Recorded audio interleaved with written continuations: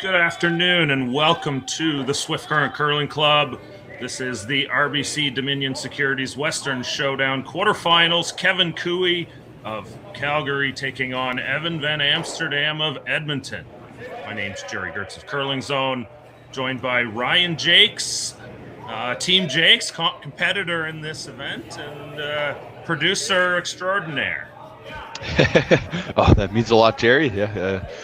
Good morning, well, I guess afternoon to you where you are. But yeah, it's going to be in a very exciting men's quarterfinal here in Swift Current. So I've got the cameras, joystick video game here. You've got the buttons, and we're going to tell a little story today as well with the game going on here. Stories are fun. Oh, hey, Dave. Hey, I'm going to have to hop in and out a little bit here, but I figure I'd keep you guys company. Absolutely. Certainly don't mind here. If you want to jump into Carruthers Collider, I know Mark No is taking that one over too. So if that is a possibility, I'm sure he wouldn't mind some help too. Okay, if that's where you want me to go, that's where I'll go. But hey, everybody, thanks for enjoying this game. Enjoy the pleasant musings of Jerry today. Special treat. You don't get this often, folks. No, we don't do this very often anymore. But every once in a while, and, you know, this is a rematch of last year's Alberta Provincial Championship final. Kevin Cooey, the veteran, still managing to hold his grasp tight on that Alberta title. Isn't he, Ryan? Yeah, so far so good. They're still looking pretty good this season. Had a very solid run at the Olympic trials just last week, and seeing what they can do here in Swift. Yeah, you know, it's hard to say what's going on with Team Cooey and why they haven't had more success, to be honest. And you know, you add a player like Tyler Tardy to the lineup, and you would think that would be a big upgrade, and you know, you'd expect to still see this team in the slams, and it just has never jived, though you do see the odd bit of big success out of this team. They're the reigning champion here. They've beaten some very good teams to get into the playoffs here. Joel Returnaz was their latest victim last evening in the qualifying game, and now, you know, you can't count Cooey out from winning this thing, even though he's ranked now somewhere in the high 20s, 30s, maybe even. Yeah, I can't remember the number off the top of my head, but yeah, we had a chance to play them this week in Swift Current, and they were firing on all cylinders. So yeah, you guys were the victim of that shot Tyler Tardy made too. I know, that was incredible. I still have nightmares about that, even though I'm now wide awake. Yeah, that's always the danger with those teams, right? You got to go toe to toe and put pressure on them, but it's, you know, those are the teams that throw those big shots every once in a while and make them on you. Absolutely. Well, it comes with the territory. Here's Tyler here. First of the third stones. Karek Martin, Aaron Sluchinski on the brushes. The team did make a lineup change this season. It was Sluchinski throwing third last year, Tardy throwing second. And I do remember seeing an interview or reading something about this. I think it was Tyler talking about it, and it was just the change they believed in skill set. You know, and you know, Tyler's more of a touch player, and I think Aaron's skill set maybe fits better for this team at second, and you know, we'll see if they can, you know, their real season is the playdowns coming up, provincials, trying to get back to that Brier. Absolutely. So just want to make sure they have the right lineup for that, and I agree. I think it kind of matches up the skill sets and what they're really good at out on the ice.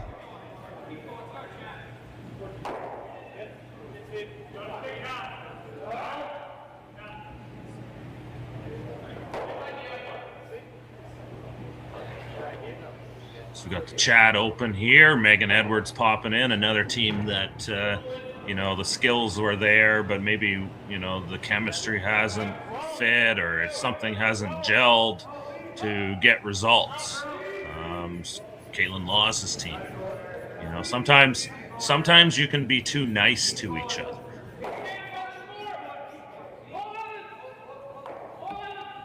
You look at a team like Laws, they're all good friends and they all, get along really well, it seems. And, you look at the same thing with Kui's team, they're all calm, quiet individuals and nobody's rocking the boat.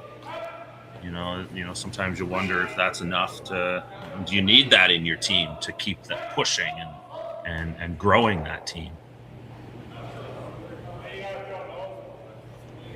Yeah, that's a good point. You got to have a little bit of edge on you if you want to keep things fresh out there. So this is Parker Conshu.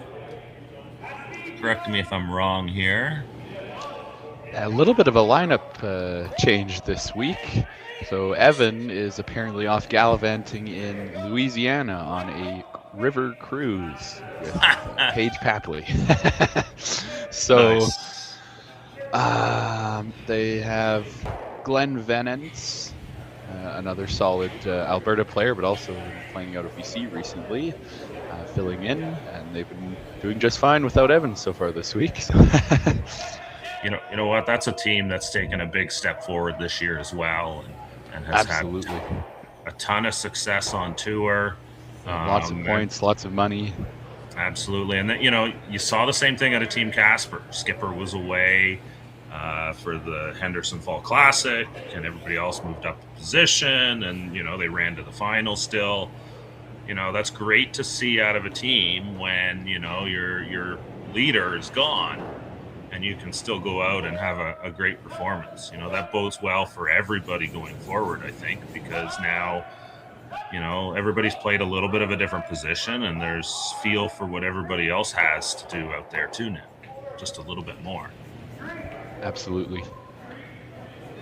And, that really only works when you have success doing it. Yeah.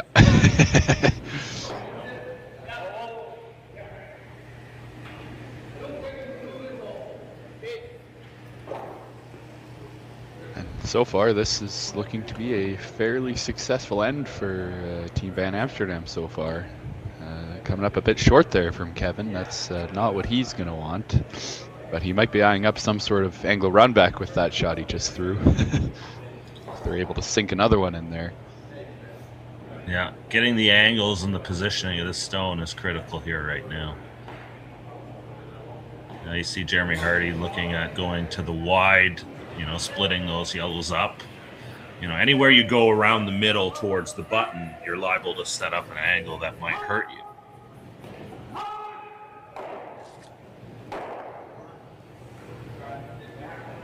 Shout out to Papa Cooey.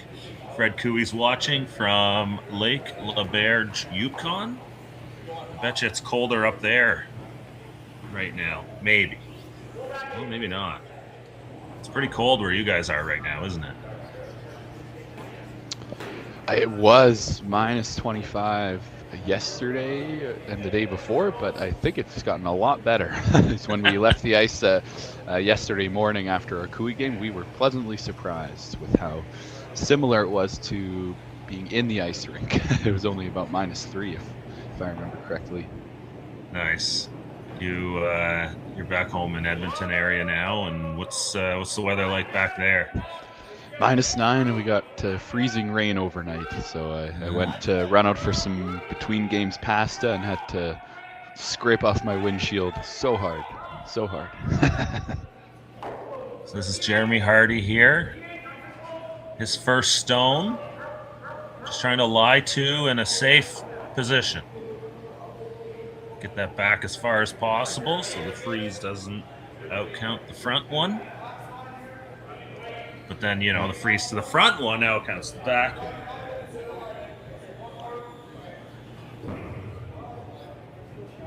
And that looks like the potential call there.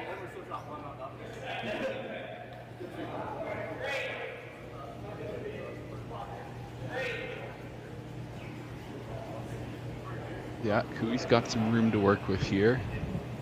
He should know the weight after his first throw. I'm sure he can adjust quite well.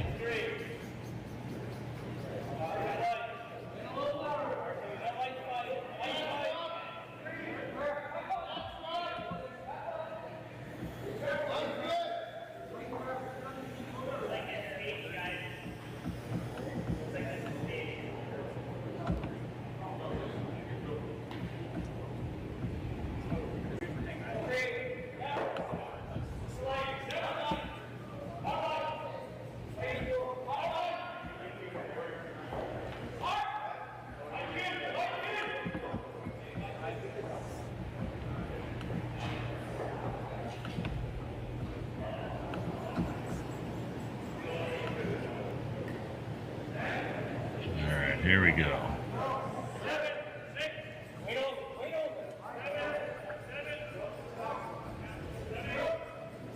Cooey's last here in the first end.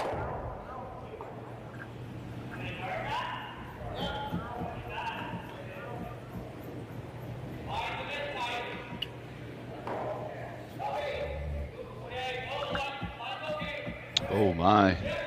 Bounces wide open. I think there's air past that guard. Yeah, not a great leave there. Just a little too heavy. And that's, you know, when you look at that, you could have been short on the top one or deep to the back one, right? Yep. Lots of margin in the middle, but not that.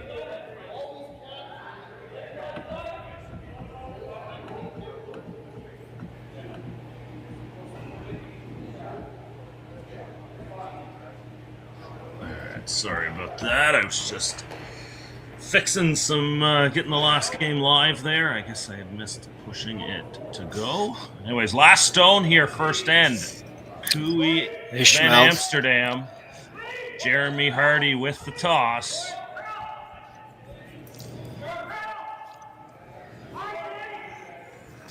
Hit for 3.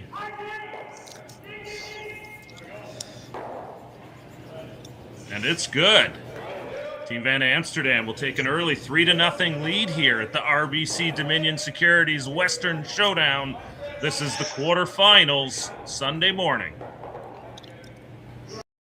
Brett, come on, man. I know Aztec's #1 for online safety training, but we really should be out here practicing. I know, guys. I'll be right there. Just let me finish this course on gas detection. Wait. Do you smell that?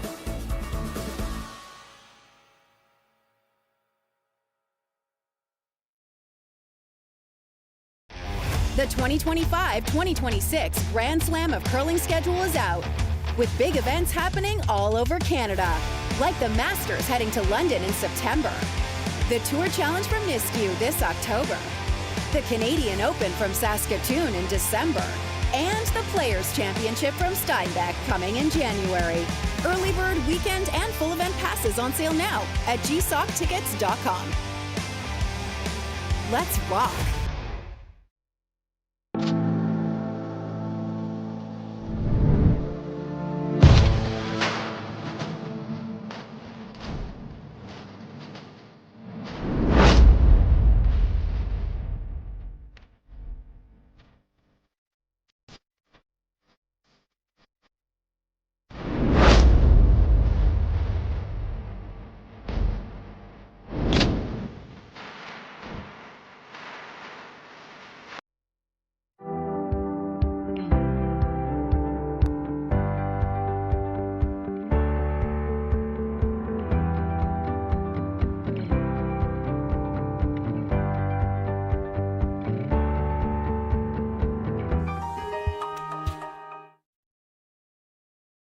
They beat us. And we're back. All right. Van Amsterdam gets 3 in the first end. Cooey now looking to respond. Rock goes in. Kark Martin with the corner guard here. So a bit of a surprise, Ryan, there. First end, Cooey slides heavy, bounces open, and kind of gives a gift to Team Van Amsterdam. Last rock thrower, Jeremy Hardy. Absolutely. Did not see that one coming. Kevin had a good chance for a come around on his first, and just came up short and was in trouble ever since. Maybe a bit of an over adjustment. He didn't want to come up short again, bounced off, and here we are, up 3-0. That's Glenn Venance filling in this weekend, throwing lead stones. But yeah, Glenn, runner-up in the BC Championships last year, and at one point, you thought he had that title won. Had a good grip on it, and it was Cameron DeYoung's team who kind of snapped that away at the end. But yeah, he's back on the ice here after seemingly taking the year off.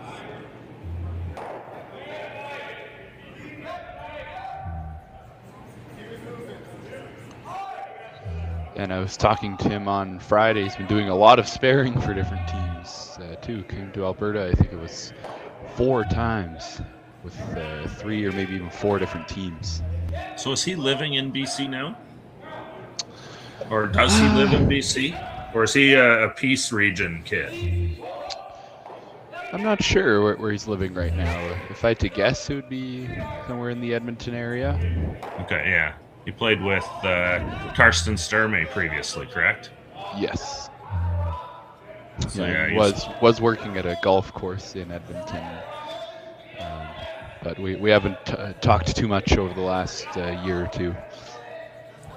Now you see that where quota player will take a year off and then they'll spare with a bunch of teams, and as a player trying to break into the game and find the right mix, that's a great way to get out and get to know people. For sure.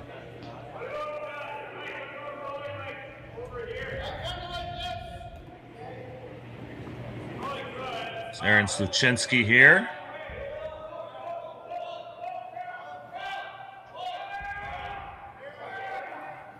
Clean cut.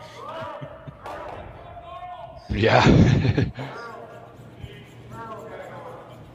He's no longer Jason Momoa, Poseidon of the Sea. But he had a good time with that. But I guess it's time to switch it up. Switch it up. Let's roll the dice. I think Team Cooey's looking for everything they can find. Find that magic again.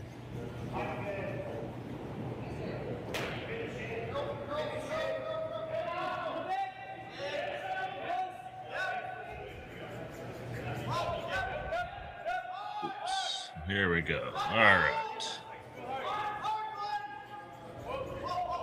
Trying to get around that corner with the dig.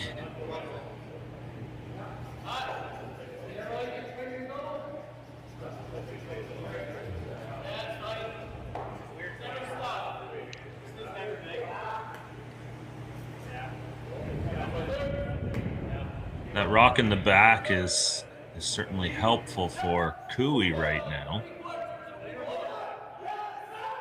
Chance for a 3 building here.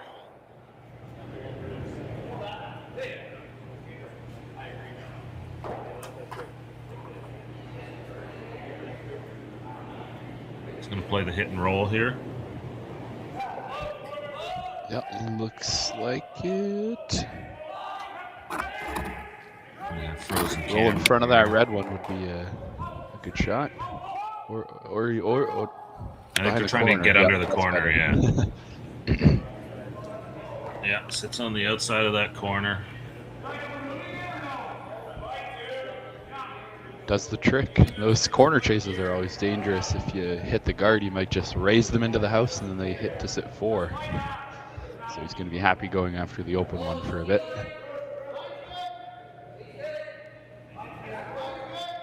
All right.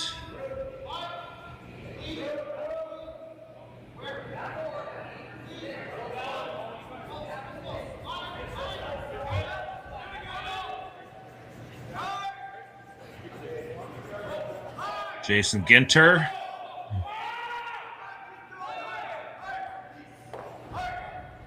Just catches enough of it.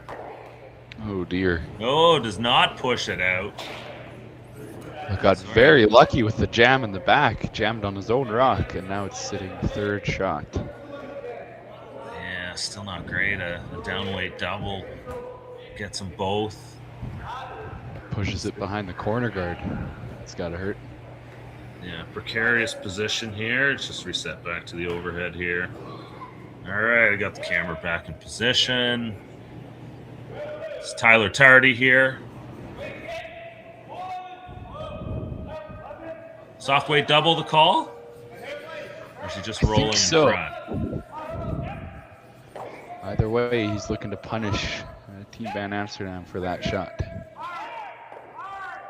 You know, this is the daily Tyler Tardy reminder. If you're a Tardy fan, go follow him on social media. If you're a curling fan, go follow Tyler Tardy on your social media. So Instagram, TikTok, all the in the know ones right now. He's got lots of great content. So highly recommend.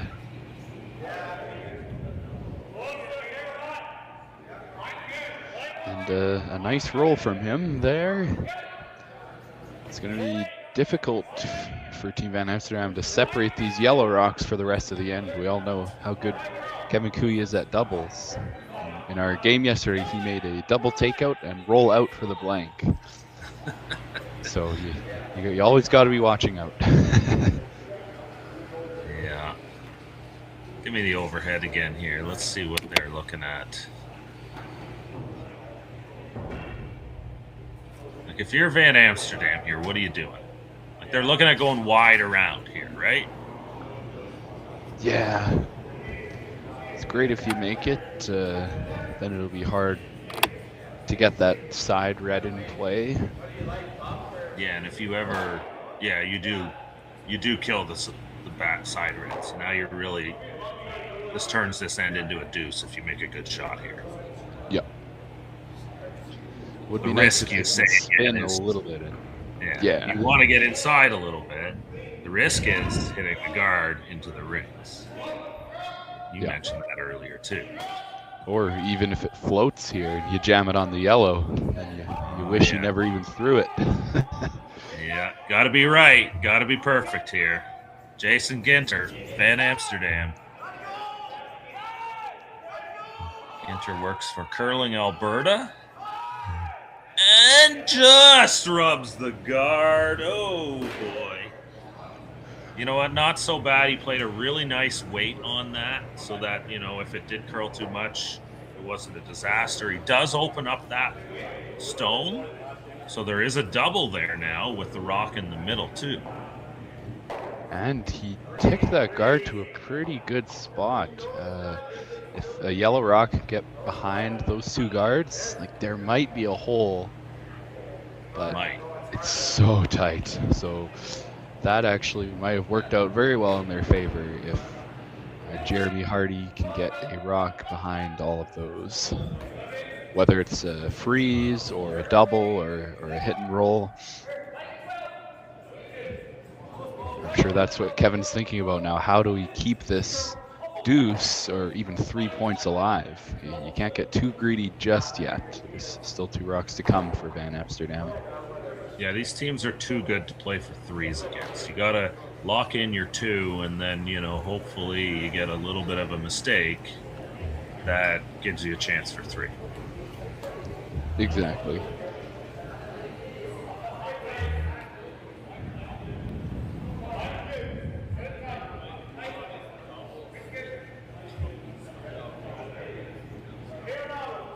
Last stone here for Tyler Tardy. Team Cooey with the hammer.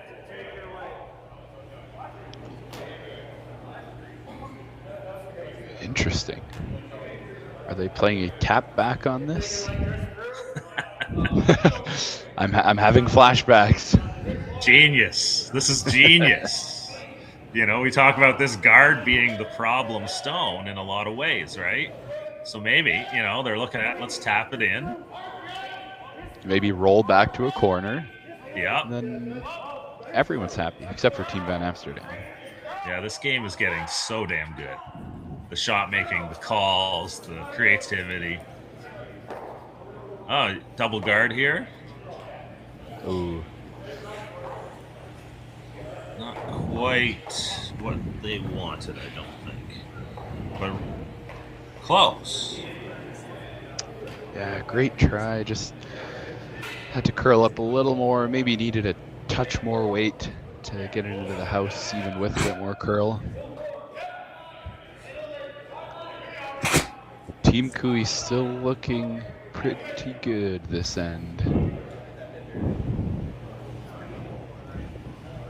So the question for me is, do you try to freeze on the nose of that red and your stone's in the open, but the jam's lined up, or do you freeze behind the guards and hope they don't make a chase and tap you into the back of the house or even through?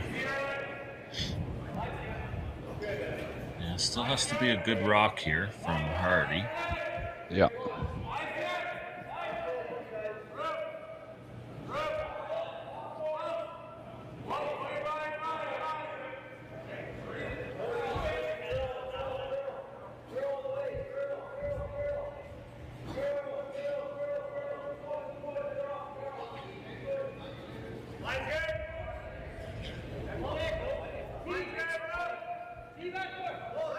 Jeremy Hardy coming down with the freeze.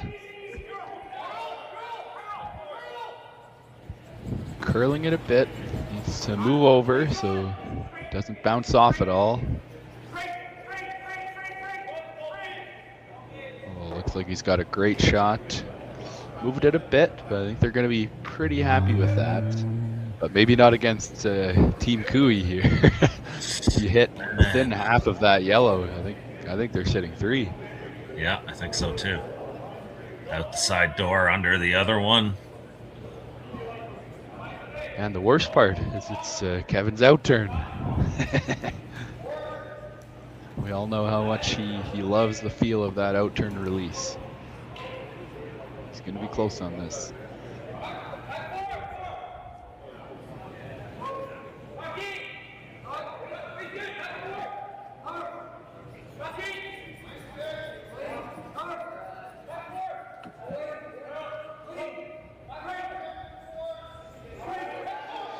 Yeah, I have to wonder how much weight he's throwing at this. So you have to play it really tight to the guard. So it might not be his full peel weight.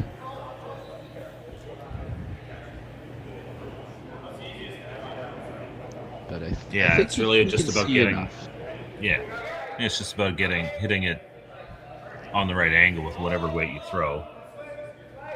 You know, you want that rock going backwards, not flying too fast either. For sure.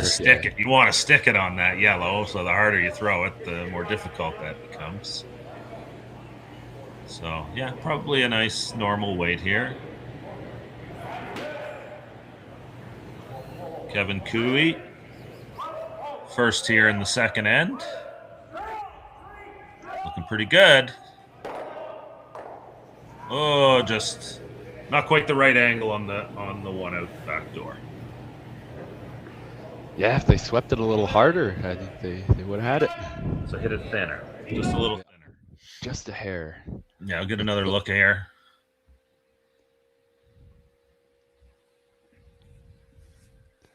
By the guard, no problem.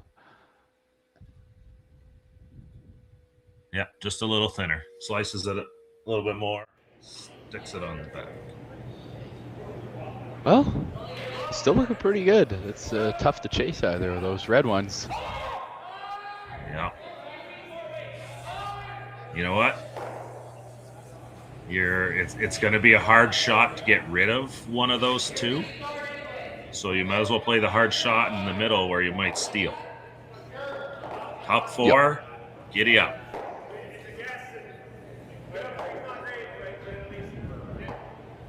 Like you got to dig or you got to run on the outside too. And chances are you're going to miss anyways, you know. Yeah. Depending on your chances you make that. It's probably less than a 50% shot in a lot of cases. Fresh ice early in the game.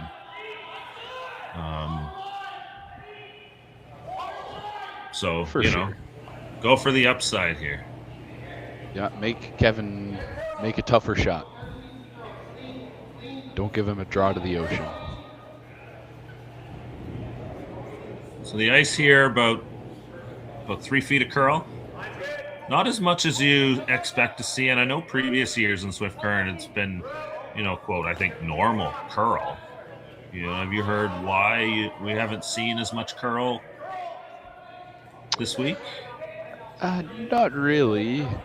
I heard someone say, one of the ice makers, they flooded last week.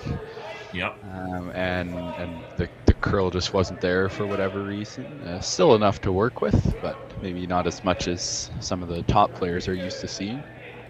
Yeah, exactly. I think, I don't think it's a bad thing that you have conditions that are a little different from time to time, and it, forces the players to be more creative and learn a few things out there and actually read the ice too. Yeah, and it keeps them sharp too. So Absolutely. They can adjust to maybe the ice is a little different from slam to slam. So just keeping the curlers on their toes. Yeah, someone was mentioning the cold weather may have played an issue in not getting so much curl as well. I'm sure some of the experts can chip in on that, but it's been it's still been a fun week of curling and lots of great shot making. Got Kevin Cooey here, last rock, looking for the dig.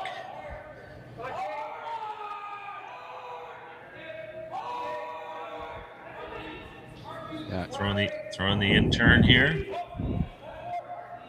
Yeah, a bit of a struggle on both rocks in the first end. Made a nice slash double on the previous shot. And let's see if he can turn this game around and even up the score.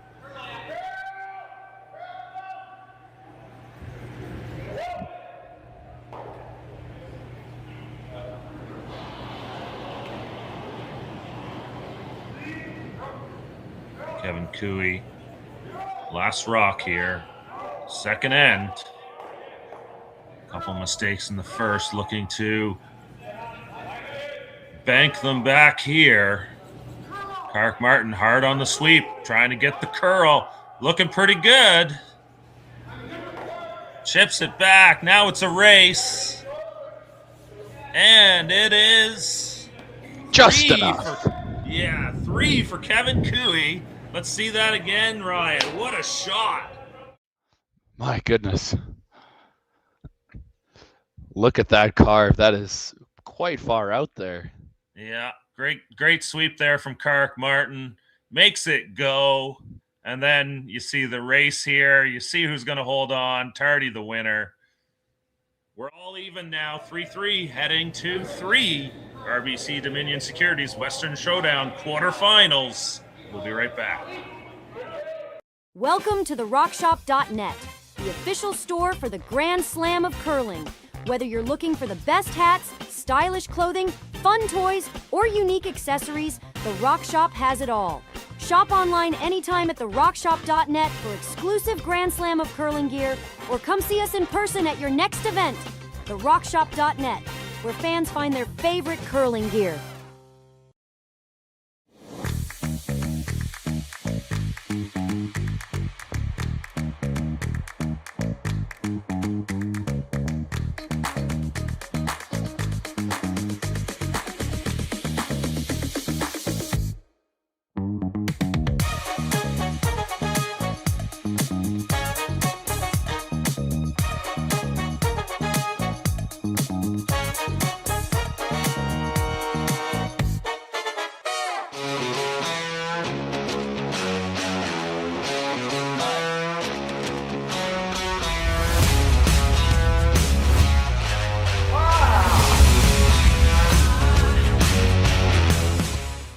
Developed over a decade in collaboration with the finest ice makers this side of the Atlantic, the Pebblehead PB5 is nothing short of a triumph of sophistication and craftsmanship.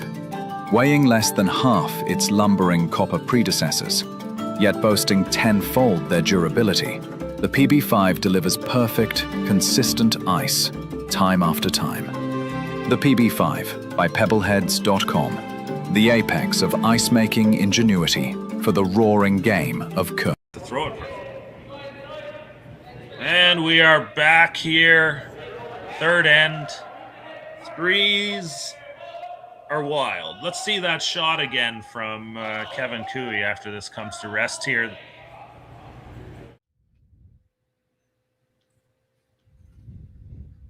See Carrick Martin here make this move hard on the sweep. And they just get enough. What a shot.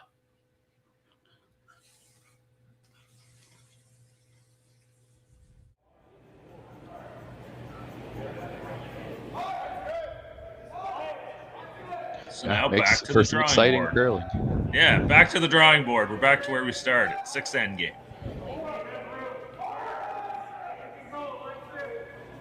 I hope we can see even more deuces and threes. Keep all you fans engaged in this game. Well, yeah, these are the types of games that you want to see on an average curling game, right? Like when you tune in, it's like I think the baseball comparison is really good. Like we all, many of us Canadians followed the Blue Jays run this year, and it was always, it was a 1-0 game is exciting in the playoffs, right? When something's on the line. So, when those games have something of additional things to matter, the excitement is there. But for a regular season, regular spiel event, that's kind of, there is no extra excitement to juice the game. Mm-hmm. Whoa. That was the wrong. Let's go get Glenn Van Nance here. Again, for anybody just tuning in, Glenn throwing lead stones here for Team Van Amsterdam. Evan away on vacation, taking a weekend. This team has been very busy this year, curling. Mm-hmm. So it's well-deserved. Absolutely. So they've got a busy season coming up as well. The Alberta Provincial Championships, first week of January. You will be playing in that. Team Yes. Jakes has an entry.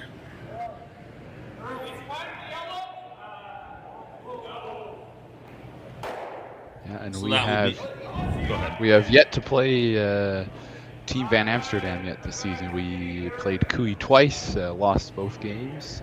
We're going to be looking to turn that record around in Okotoks beginning of January. Absolutely, Ryan. I know you guys keep banging away at it and changed the lineup up this year. You got Cole Adams with you, another good young player that I think you grew up with, didn't you? Absolutely. Yeah, we've played against each other for basically a decade, so it's nice to finally join forces. Yeah, it's always fun seeing the Alberta Curling Tour names come through because we host the scores for a lot of the events, so we follow those names, and now you guys are going into that event in Okotoks. Mike Libas and his crew there are hosts extraordinaire, and we're looking forward to being there for production as well. So we'll be streaming that through YouTube on Curling Zone and Curling Alberta's YouTube channel as well. Yeah, and I'm sad I won't be able to produce that, but maybe I could commentate the odd game. Yeah, we'll see what ends up happening there. Hopefully you're too busy. Yep, that's We the don't plan. want you working for us. So I much want you to be appreciated. fired for the weekend. Yes. Going all the way to Sunday. Yeah, it's hard to get fired around here. Usually when you struggle, you get more games, not told to leave. Yep. Parker Conshu. Open end here. Yeah, almost had the triple on the previous shot. It was queued up pretty nicely. Oh. Just a little too much roll.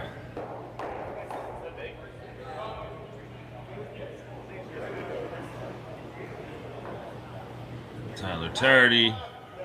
This will be a pretty straightforward. And now open end. Kick him down, blank the end. Ooh, maybe that rock looked like it grabbed something. Yeah, Kevin's pointing. Yeah, they got a little lackadaisical on that one, didn't they? Yeah. Maybe. It's when Tyler rolls out on an open hit, usually something else went wrong. I'm pretty sure he played 100% against us yesterday. You know what? I just watched a replay on that, and Aaron was cleaning that stone all the way down. So no issue there from the sweepers. So bit of a almost caught them by surprise there.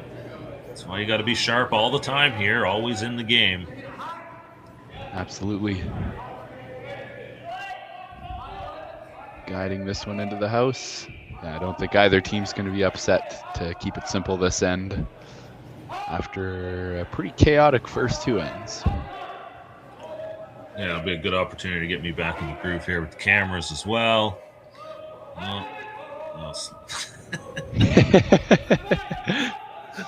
For multitasking. Whoops. All right, here we go. Let's finish it strong here. Jason Ginter.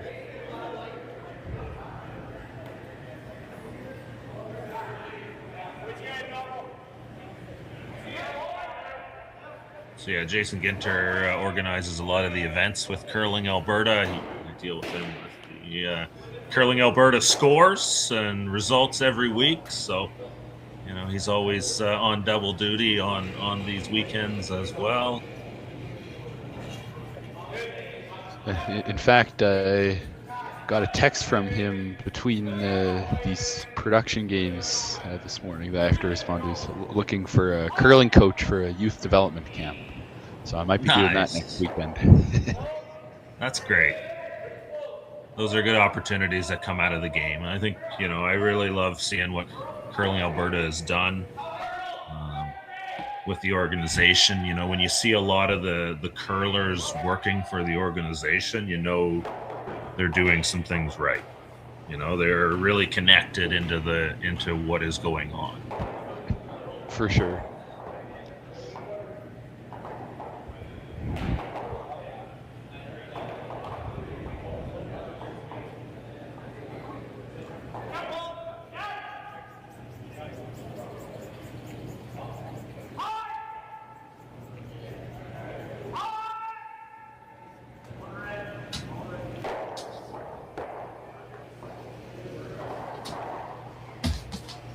Oh, quite a few rollouts this end. Yeah, it's interesting to see the kind of half-shot mistakes that we're getting here. You know, sometimes when the shot is so easy, you don't focus enough on it and you miss it. I wonder if a bit of that's going on. Yeah, I think there's a lot more of that now with what you can do to make that rock move, right? We were talking in the break, and I think you estimated that, you know, sweep to curl, we can make a rock move half a rock more. You know, in the past, you didn't have that kind of room for error on that side of the stone, right? So, you know, shots like that, I think Keith Keller mentioned it, a split guard shot in the chat was what Cooey was playing the other end. That was a shot, you know, you couldn't play in the past with efficiency without being able to make it curl a little bit. Mm-hmm. So, you know, it's really brought up the shot making in the game too, when you look at you know, how it affects the game.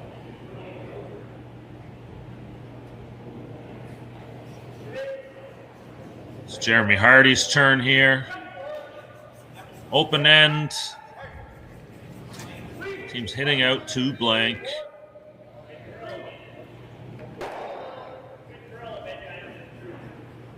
You know, these are the blank ends that we all want to get rid of somehow. Yeah. where we gotta spend 10 minutes talking about Dave Schmel's cooking show. Yes. That he made. But, you know, you got to tell stories. You got to have stories to tell in these scenarios. So I guess that was the end there. Let's go to commercial. Hey, Mark, you ready for this game tonight? Yeah, I'm excited, man. Cupsy, what are you doing over there? Don't worry, boys. Was just on AztecSafety.com, took a fire extinguisher safety course. Paul, I'm putting out the fires from now on. Woo!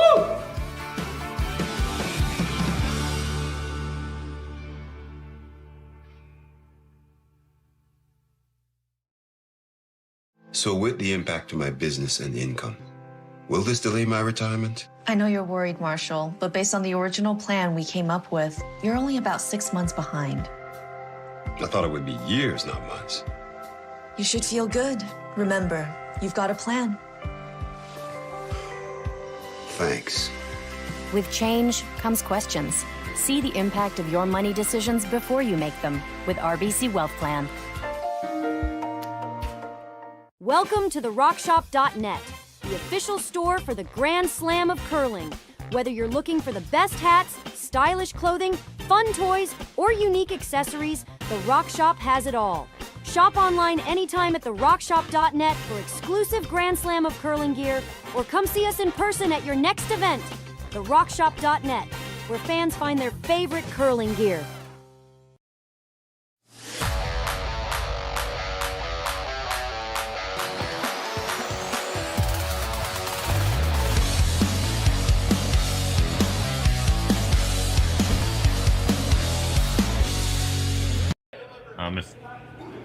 And we are back here. Fourth end action. Blank end for Team Van Amsterdam. Pretty simple half end there after it broke down early. And now we're center guard, corner guard to start. Ryan, you got some score updates from our other quarterfinals matches? Yes, I sure do. So this game, of course, tied 3-3 in the fourth end. We have Bruce Mowat and Mike McEwen playing in another quarterfinal. Bruce Mowat scored 1 in the first end and then stolen in the second end, up 2-0. Ross White versus Matthew Blandford. That is 3-2 for Blandford in the fourth end.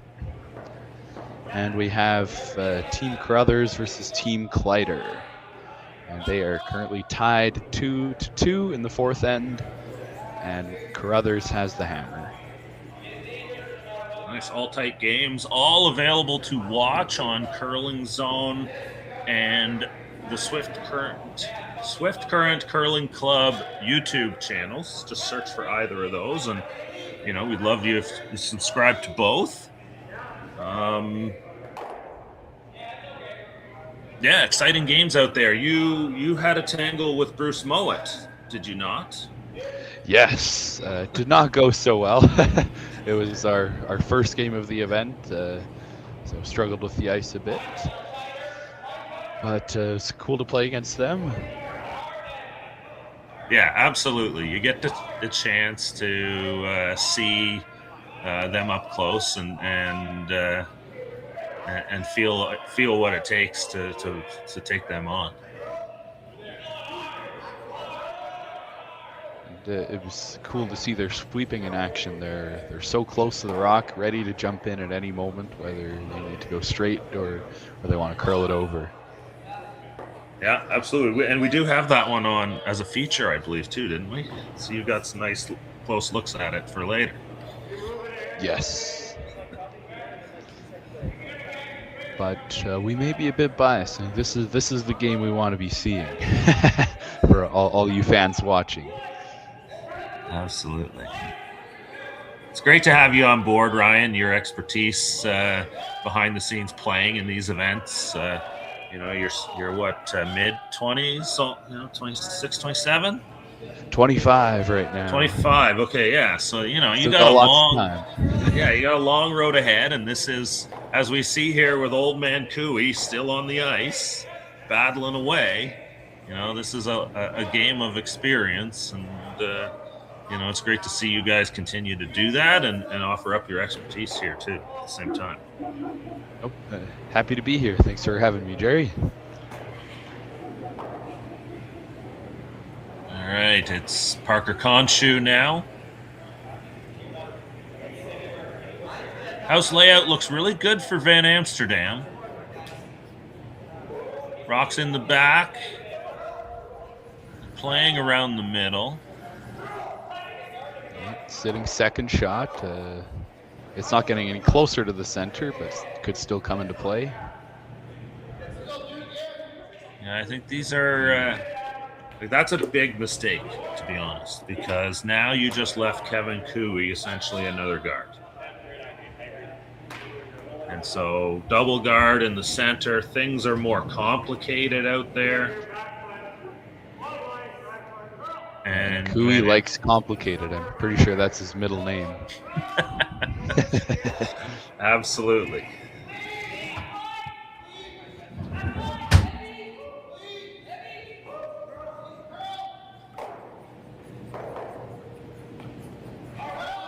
Aaron Sluchinski throws second stones for Team Cooey.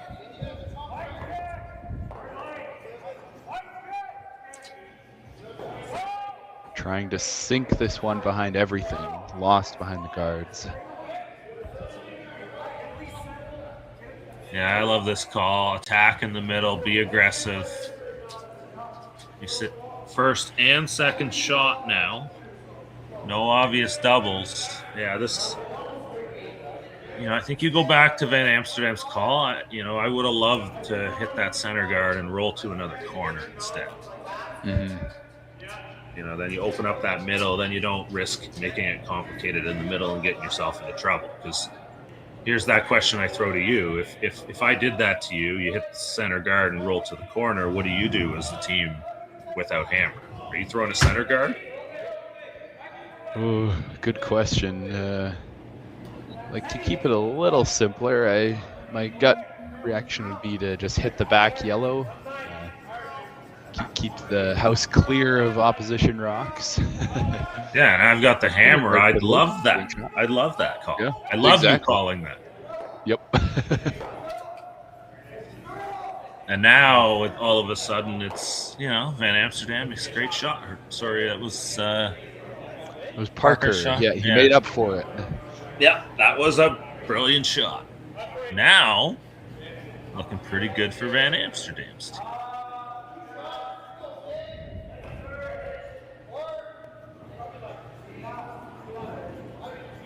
Let's see what the Magic Man has in store here.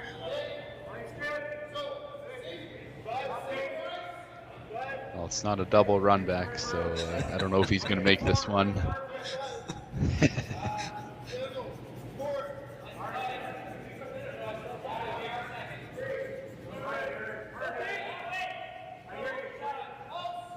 Yeah, I'm not sure there's anybody who spends more time in a curling club than Tyler, it seems. Yeah. With all the things he sets up and the shots he throws and the precision it takes to make those shots.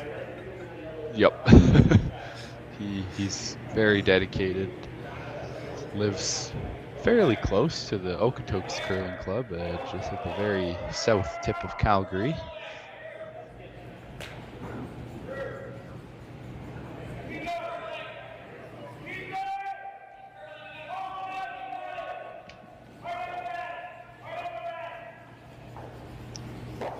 Now a chance for Jason Ginter to put some pressure on, take advantage of a miss.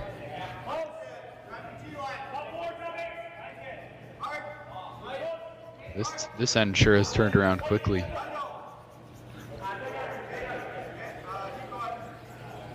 Yeah, there's good reason this team has been so good this year. It's because they haven't played us yet. You know what? It's you look where Evan's team was last year, and it's putting in the work, playing the events. At some point, growth isn't linear, I think is the statement, right? It can spike. You find it, and then all of a sudden it's like, man, this is so easy. When you finally figure out that secret sauce, right? Yeah. So it's that's the hard work going in there, and that's what it's great to see with Van Amsterdam's team having the breakout year. I think they were, I'm sorry going off head here. I definitely didn't do any research ahead of this, but I know we had them in the final of the Saville Grand Prix. They went to playoffs in Penticton. A whole bunch of other great results on the season so far. Yeah, I know Stu Sells was a solid event for them also out in Ontario. Yeah. Playoffs in Sault Ste. Marie as well. They beat, I remember doing this game now, they beat Matt Dunstone in the quarterfinals, knocking out the hometown favorite from the event. So I know that was a run back for 3 late in the game to take the lead, and they held on for it, for the win. So yeah, some big wins this year. Again, they're in the mix for the Players' Championship at the end of the year, I believe, too, which is only the top 12 teams on the World Team Rankings. Oh, that would be a good opportunity.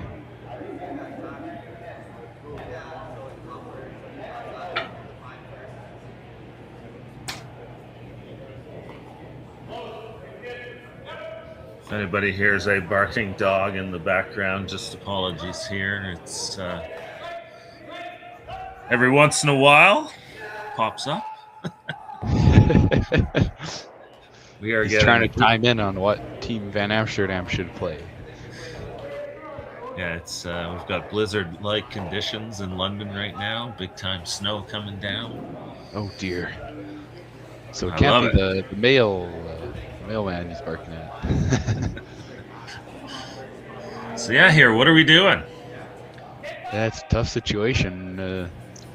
Pretty makeable for Kui to come in and tap that red one, just nuzzle it up, sit shot rock. So I don't know if you can hit enough of that tight yellow guard without touching the other yellow in order to run it onto the red rock. I'm not sure there's room there. Yeah, bit of a mistake there on the previous shot. Kind of left those two angled the way they are. Yeah. Let's see what Ginter has here.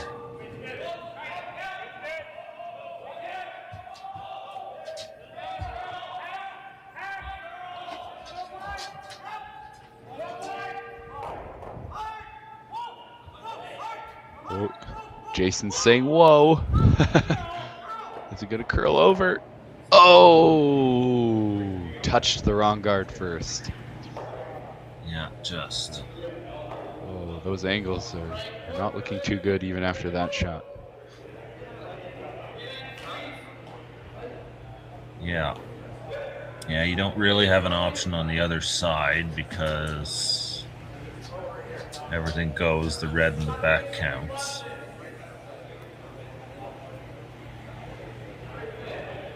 Again, you know, I go back to that decision the team made to go around the center guard.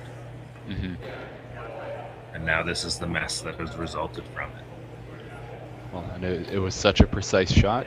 We all saw what happened when they were top 12. If you're T-line, back button, it's possibly even worse.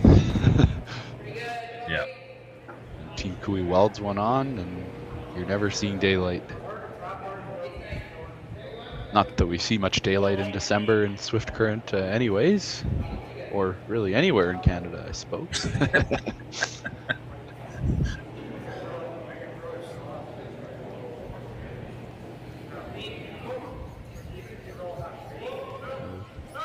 Team Kui taking a hard look at some sort of hit off that side yellow. They were looking at, as Tyler motioning there, doing a double takeout. They were also looking at the thick double on the top two.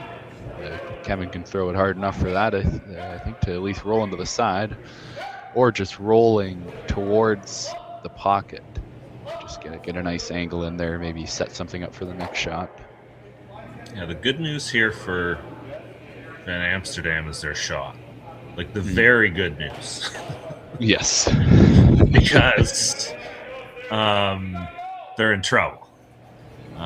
Now Kui has to take a chance to become shot stone, and you know the risk then is leaving something that gives Van Amsterdam the opportunity to actually score 2 or 3. Because there's a lot of yellows in the rings right now too.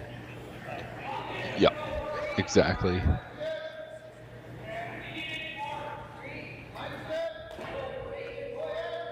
So is he playing actually into shot stone, trying to get shot, or is he just trying to roll in front here? Yeah, I think they settled on just the roll. You need a bit of weight to make that double, just because it has to come off the red. So Yeah. I think he's just going to try to spin it in there.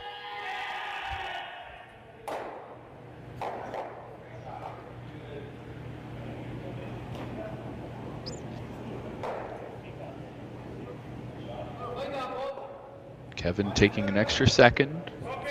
Coming out now. Can he make the roll?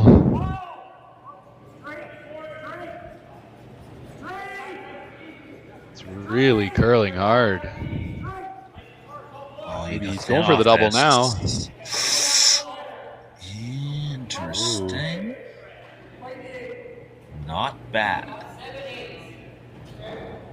When he hit, I thought it was going to turn out a lot worse. I thought he was going to chip his red out in the open and also roll open. Yeah, there's no double on the other side. In fact, that takes the yellow out. Kui likes that shot on his next one. Mm-hmm. And the dig is there the other way too, potentially, isn't it? I don't quite think there's enough curl to make that well enough. Get it out of the forefoot, but so if you're Kui, you're freeze, playing, take it away. Yeah, freeze and then set. Yeah, that's too late. You can't set up there. Yeah. But anything Van Amsterdam throws on the right that isn't played properly still leaves a great angle for Kui. Mm-hmm. So yeah, this is danger over here for Jeremy Hardy here. So they're going to try and hit and roll in. Take it away. Yeah. They really got to get at least to the nose. If you hit it anywhere high side, big trouble. Big trouble. I don't love nose either. Kui just hits it back and runs it. Yeah. Runs it, right? That is true. And then sits two, potentially buried.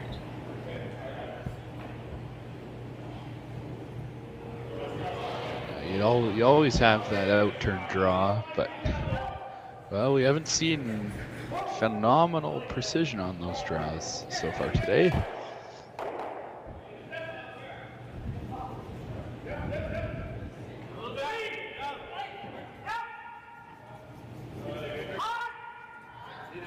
Jason Ginter working hard on this one. Oh, did they overcook it? Oh, it's looking pretty close. Oh, this is nice. To the inside. Ooh. Not enough.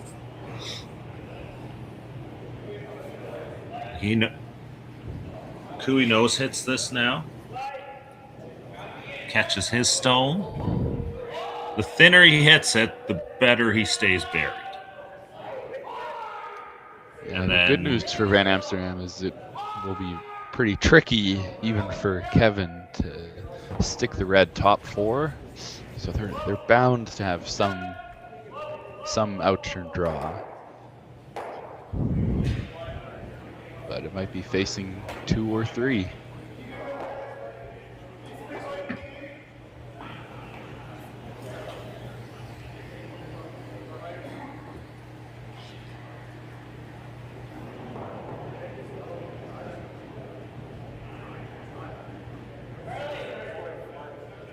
Yeah.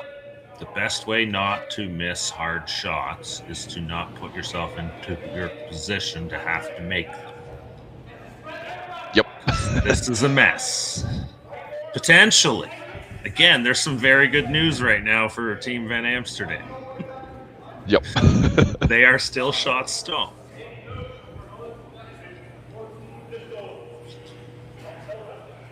Yeah, like you said, all this could have been prevented with a simple center guard peel. No, just hit and roll. Yeah, hit and roll. Yeah, for all the youth curlers out there watching, keep it simple. Play the easy shots. Yeah. With the hammer. Yeah. And then in reverse, you want to do this to the teams you're playing against when they have it. Make them make hard shots and take advantage of them.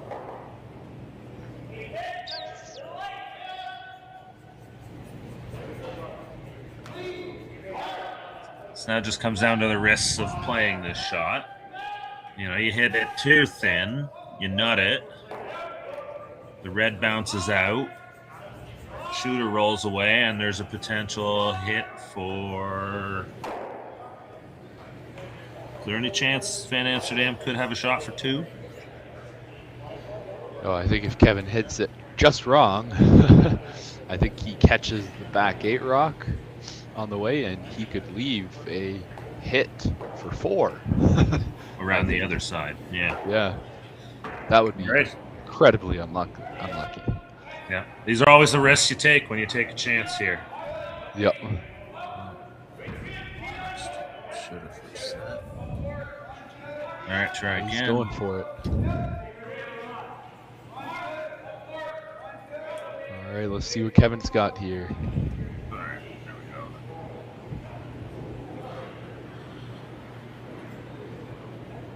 All right. Not throwing it very hard.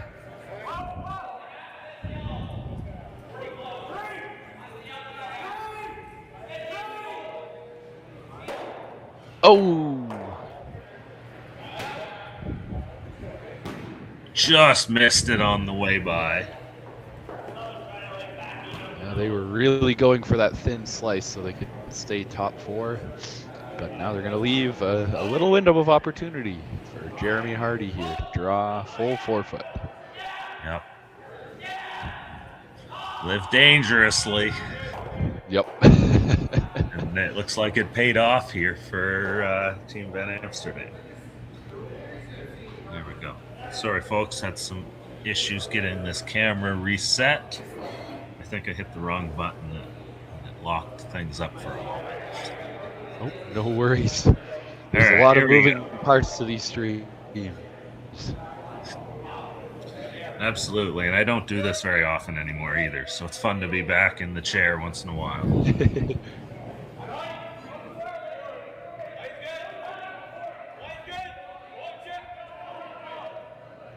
Right here, last rock, Jeremy Hardy needs maybe just a hair better than full 4.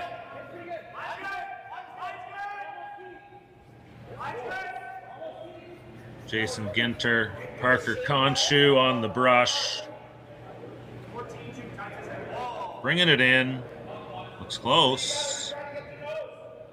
Need some breaks. Need some breaks. Oh, so close.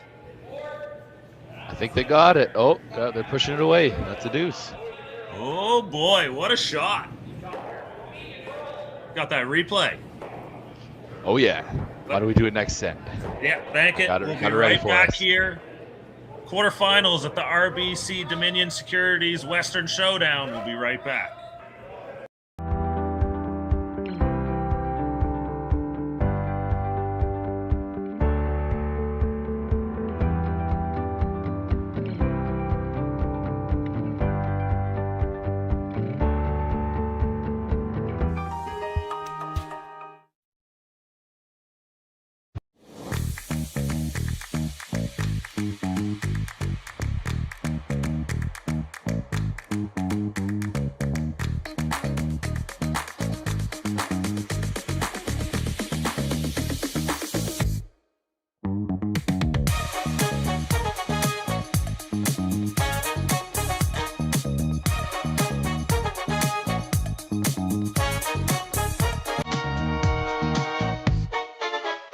Hey Ben, what's the Aztec Safety online e-learning website again?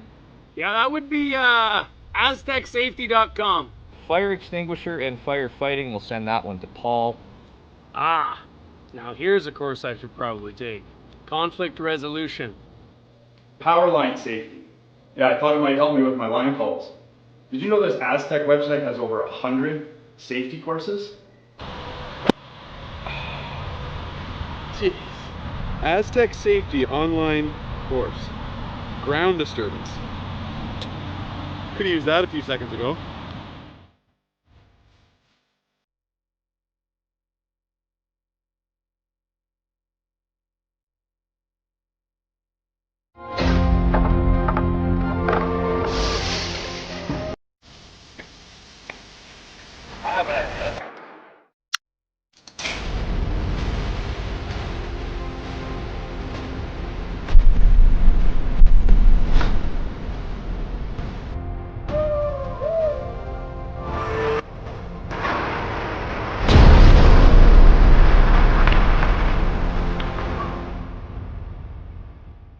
stats, Paul.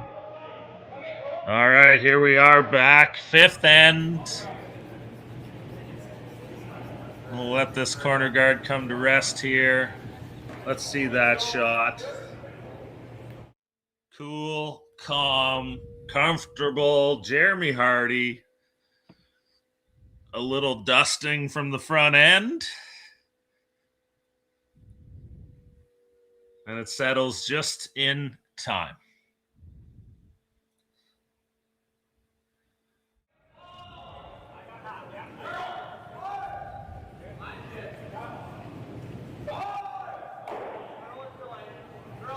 So now Team Cooey needs to bounce back here.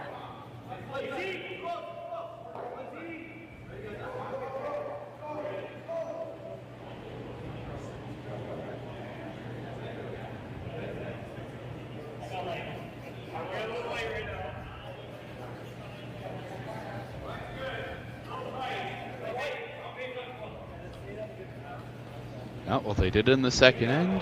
They can do it again here. Absolutely. Kark Martin. He's kind of the veteran lead. Professional player. Every team wants a guy like Kark Martin to open up for you.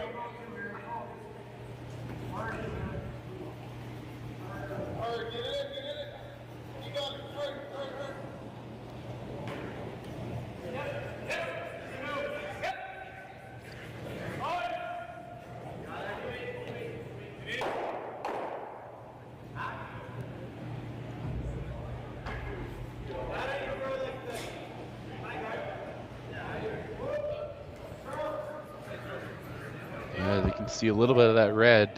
Team Cooey's kind of teasing them into playing the chase, but they're just going to plug up the center line here. Yeah.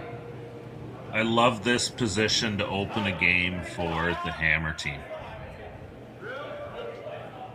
Because I feel this setup dictates your Hammer team play so much that you make all the right calls to open things up. Because now what happens here is what's Cooey going to call? He's going to slam those yellows back. There is no doubt what call you're going to make, right? You're going to hit that middle, you're going to hit it hard, you're going to hit it until it's gone. Yep. But you've got a nice one behind the corner guard already. Exactly. So, like, this order of operations turns this into the perfect way to play with Hammer, because now you're doing the open the middle. So Chinsky here, double peel. These two should go. Oops. Or well, this is when execution becomes a problem. But even so, Cooey's approach is still going to continue likely to be smash the middle. And they've got 3 more chances to throw doubles. Yep. That, they're going to probably make 2 of them, and there's a good chance they make 3. And if they make them, they still got one under. Well, they still got a chance to score. Oh, my. And we talk about the theory of it, and then, the execution sometimes is the problem.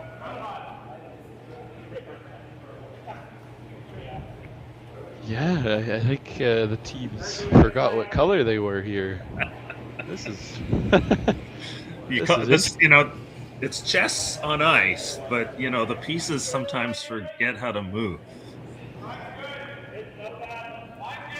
And so it's intriguing here. You see, now it comes down to, as an athlete, how do you respond to that miss?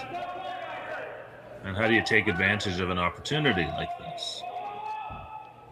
For sure. You have to reset and fully focus on the shot in front of you.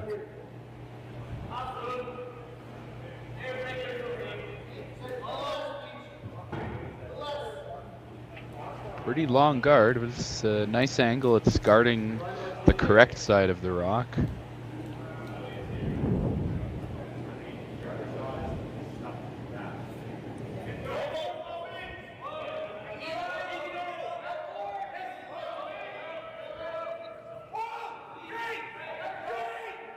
Yeah, I think you just got to dig that red out and make Kui put it back in a good spot. Yeah, I agree. That's the simplest shot right now. You know, and if you have room to come around later. Yeah, and throw the right weight so that, you know, you move that Kui stone into the back house because you might need some help later. And if you ever rub the guard, you kind of open some angles there, and your shooter might just spin in and for second shot. Yeah. And if you get second shot, at least temporarily, you outcount the front one. So a lot of good can happen in that spot, I think. But you need to find a way to get around. Or, you know what? And I think you would do this on ice that curled more. You're going to go around the red. Go back 4 around the red.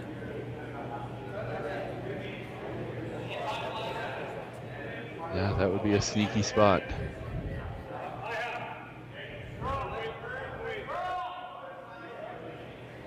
You know, there is, you know, you hit this on the right angle in the front, you roll that yellow behind the red corners too. And I think that's the call here. Would be a heck of a shot. Absolutely. The request being put upon Jason Ginter.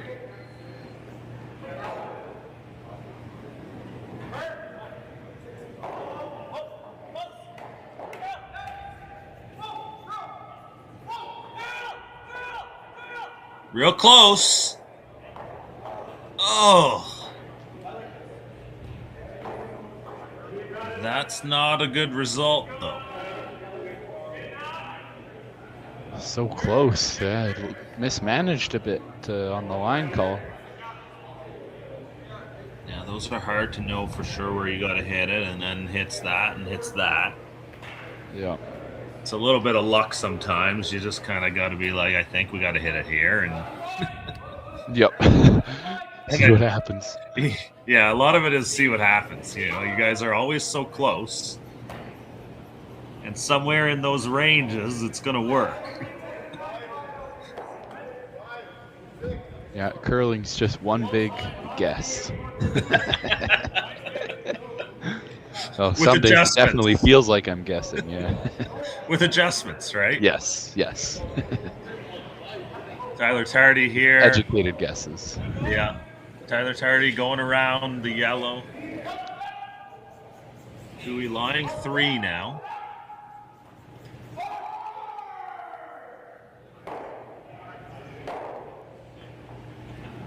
Yeah, it's a high-scoring game so far. This end is shaping up to be yet another one.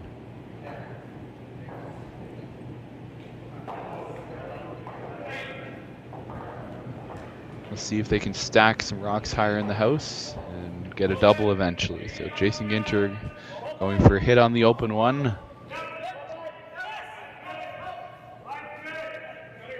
See if he can tuck a bit behind the guard. Oh. Yeah, a little disappointed from Jason that he wasn't getting behind the guard. Just needed a little bit more curl. Still does make it a little bit more difficult for Kui. He should not be able to get under the corner. He's going to have to roll hard across. So did just well enough.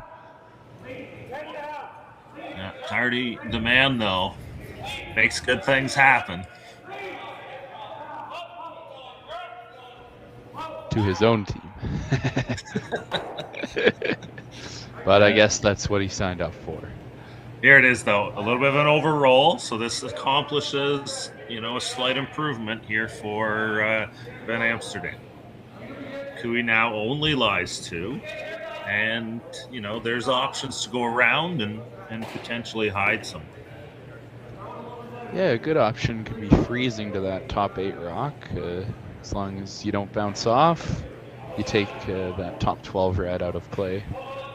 Yep. The other one they're looking at is around the corners and trying to sit shot under 2 guards. Oh my.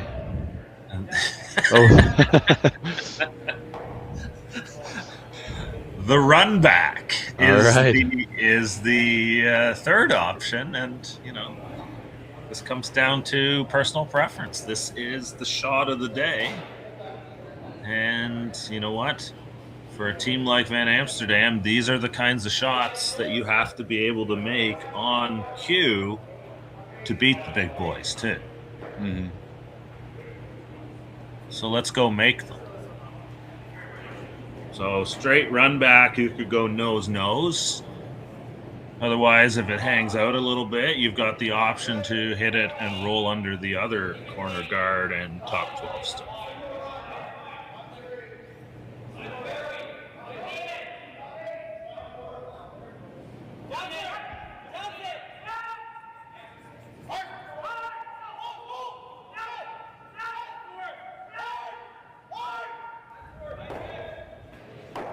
Oh, so close, just on the outside.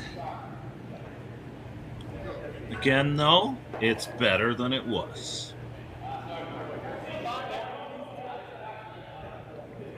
Yep, does the main job.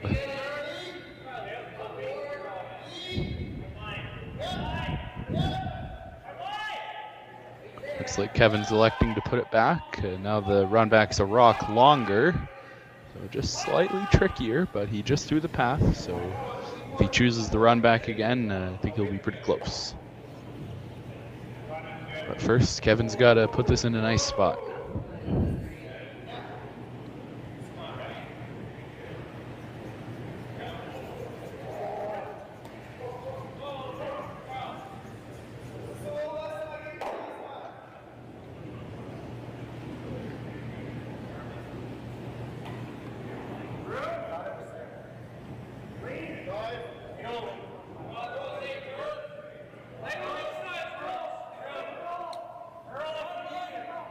His first stone here in the 5th end.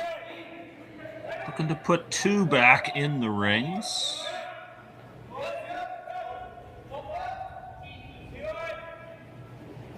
Very nicely executed. This looks very familiar.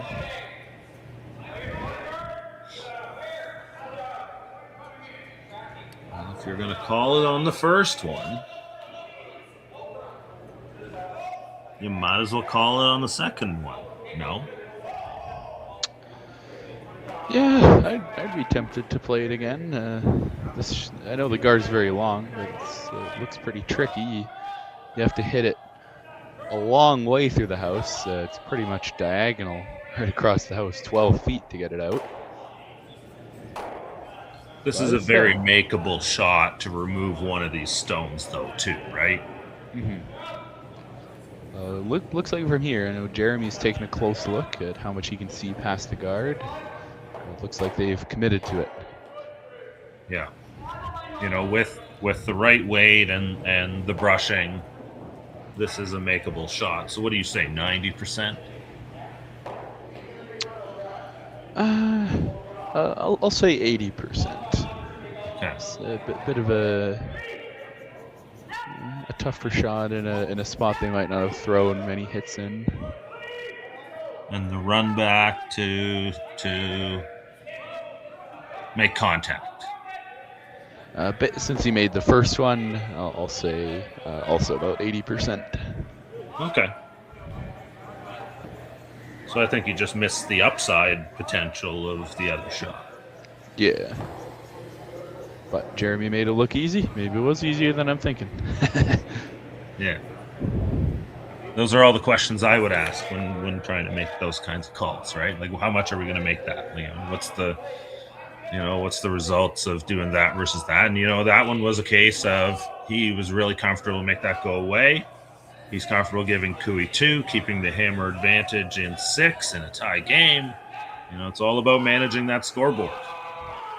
Darn right. So last rock here, 5th end. Kevin Cooey just needs to put this into play. Find paint for another point. Believe it, just a little bit better than that. There it is. And we're all squared up, heading to 6 quarterfinals at the RBC Dominion Securities Western Showdown. We'll be right back. Brett, come on, man. I know Aztec's #1 for online safety training, but we really should be out here practicing. I know, guys. I'll be right there. Just let me finish this course on gas detection. Wait. Do you smell that?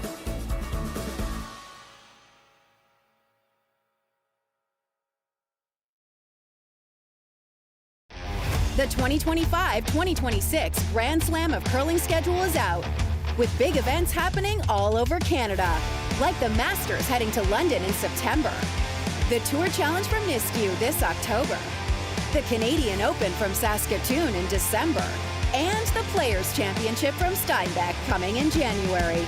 Early bird weekend and full event passes on sale now at gsoctickets.com. Let's rock!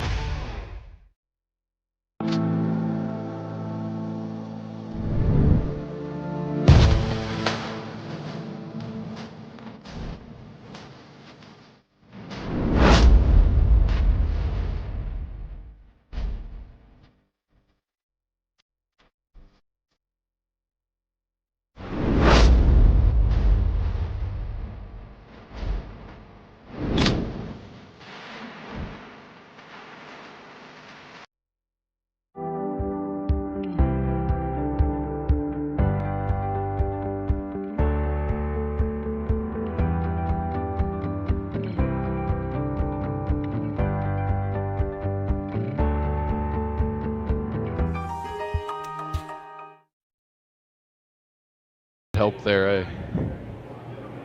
All right, here we are, 6th end.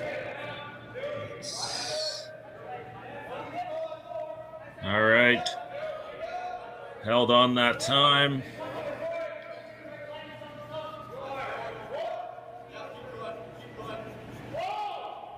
You know what? That was a great setup end in the end. Well managed by Team Cooey to get there too. Get the score back even. Sometimes you just take what the other team's willing to give you.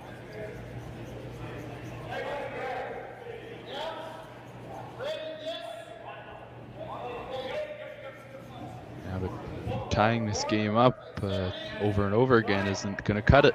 Team Cooey's got to take the lead at some point here in the last 3 ends if they want a chance at the title here in Swift Current. Yeah, and I think that's the challenge here, right? Like when you look at this, you were tied without to start, you were tied without in the 3rd, and now again in the 6th. You know, I think what curling teams need to do, patient regression. Because taking that deuce to keep it tied is the being patient part, right?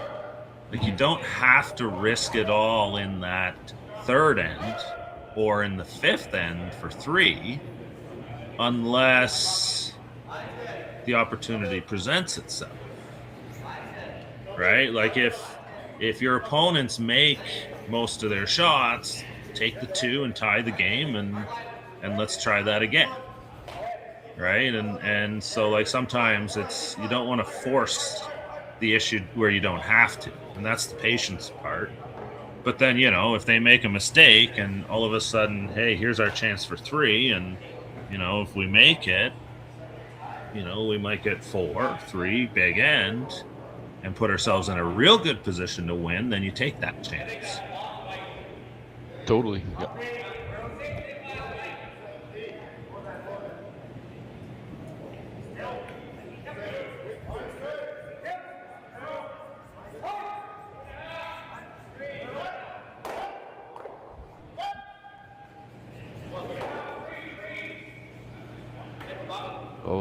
dreaded bounce.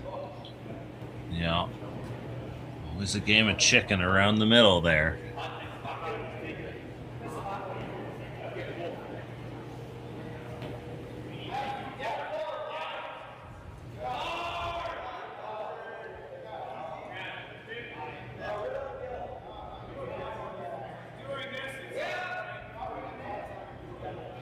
It's tempting to try to freeze in the pocket, but Team Van Amsterdam has hammer here, so they don't need to junk up the middle. Yeah.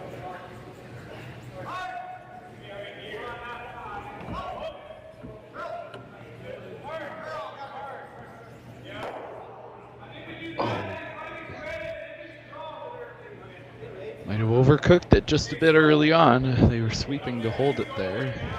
But at the end, it doesn't come up enough to roll behind the corner guard. Leaving a double takeout for Team Cooey.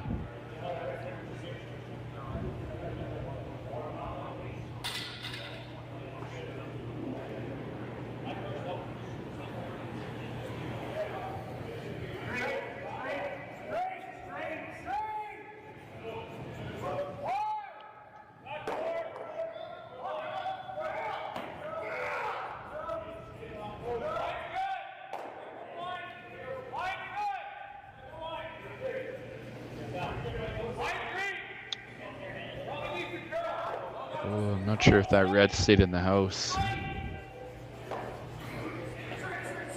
They would have much rather get the double there, or at least stay somewhere top house.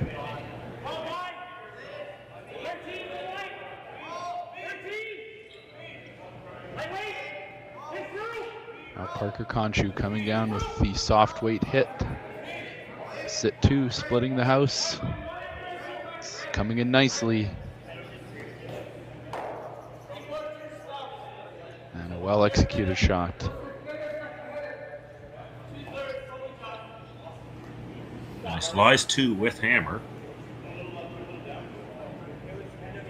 And this is exactly the kind of end setup that Team Van Amsterdam is and should be hoping for. It's wide open, lots of room around the corner guard. They can even use the center guard if they need to later. It's a great, great position. Absolutely. Let's see if Tyler Tardy has anything to say about that. Pretty good shot there.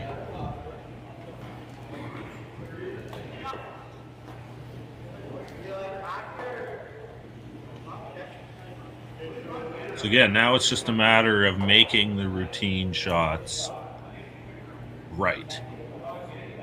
Staying focused, right?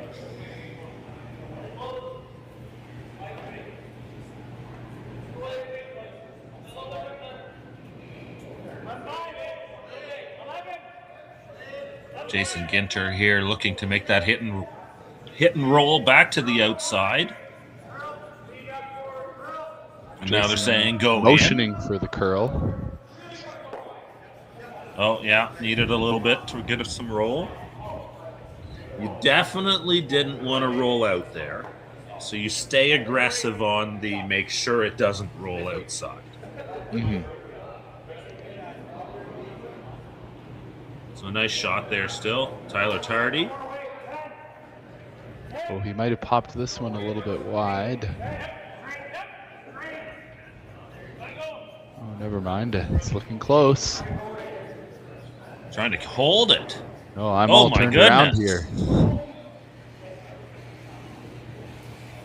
It's kind of lucky to make contact in the end. That thing was moving. Wow. So even you said it looked like on release that he put it out a little bit. I thought so. I don't know if you got a replay on that or not. No, I do not, unfortunately. Oh, wow. Yeah, we don't usually take replays of misses that are unnecessary. Yeah. We're not mean over here. Sometimes they do tell the game story, however, or they are funny and blooper reel type of misses. And, well, you know, we all have to laugh at ourselves sometimes. So, if someone falls down, I'm pressing the replay button. And some of our viewers may have seen the famed Jason Ginter sprawl fall, where he hits every rock in the house. Yes, I can't remember for certain that shot. I may have not seen that one, but I might have to go look. Oh, I'll send it to you. It's quite glorious. We've But all that done shot it. was not so glorious. You saw quite Ooh. a reaction from Jason halfway down the sheet. That's not so good.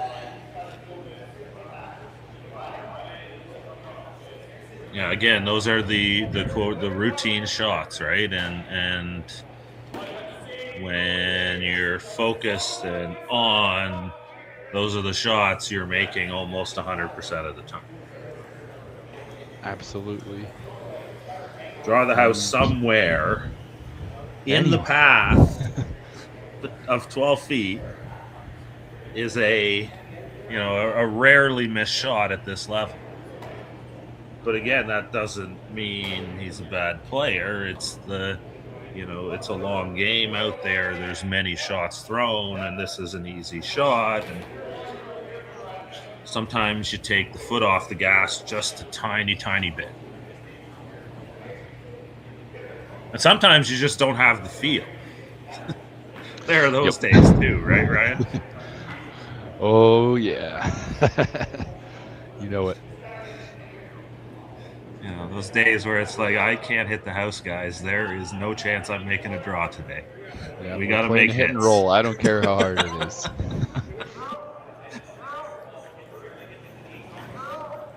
All right, here we go. Big sweep. Make it curl. Make it curl. Dig and roll. Very good shot. Very good shot. Not well played. So if you're Team Van Amsterdam here, do you still go for the blank? You can see more than enough of that rock, or do you put it top 4 and hope for your deuce? So if you hit and roll under, Kui is going to freeze to you.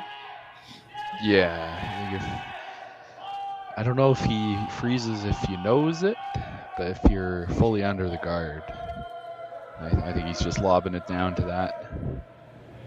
Where do you think he is in his draw game right now that he's going to bounce that? He struggled early on with draws, getting the right weight down, but he's a very experienced player. I'm sure he has it in his back pocket now. Yeah, so that's sort of the question here, I think. Then I think here they're gonna.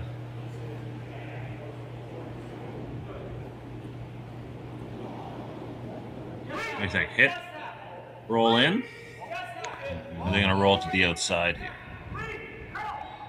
Probably to the outside. It's just a little easier. Looks like it's going to, whether they like it or not. You gotta stick around here. Jeremy, you gotta stick around.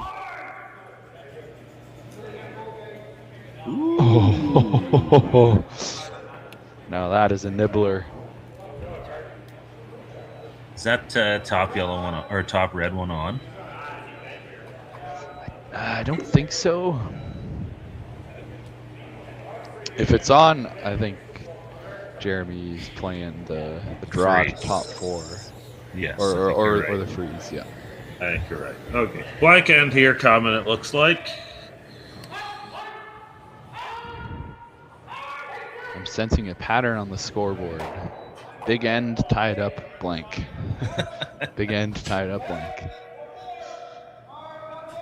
Yeah, there's no, Kui's behind. I always say,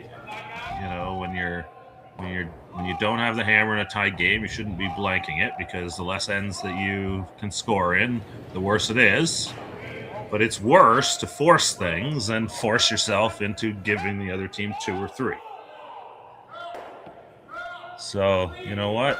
Kick the can down the road. Let's go to the 6th end. 7th end now. Sorry, yeah. That we're running out of time. Yeah, it's always a case of running out of time. The blank sucks for running out of time, but don't make the shot and give them 2, and now really hurt yourself. So I'm just gonna be patient here. Take this to the 7th, and maybe make something happen there.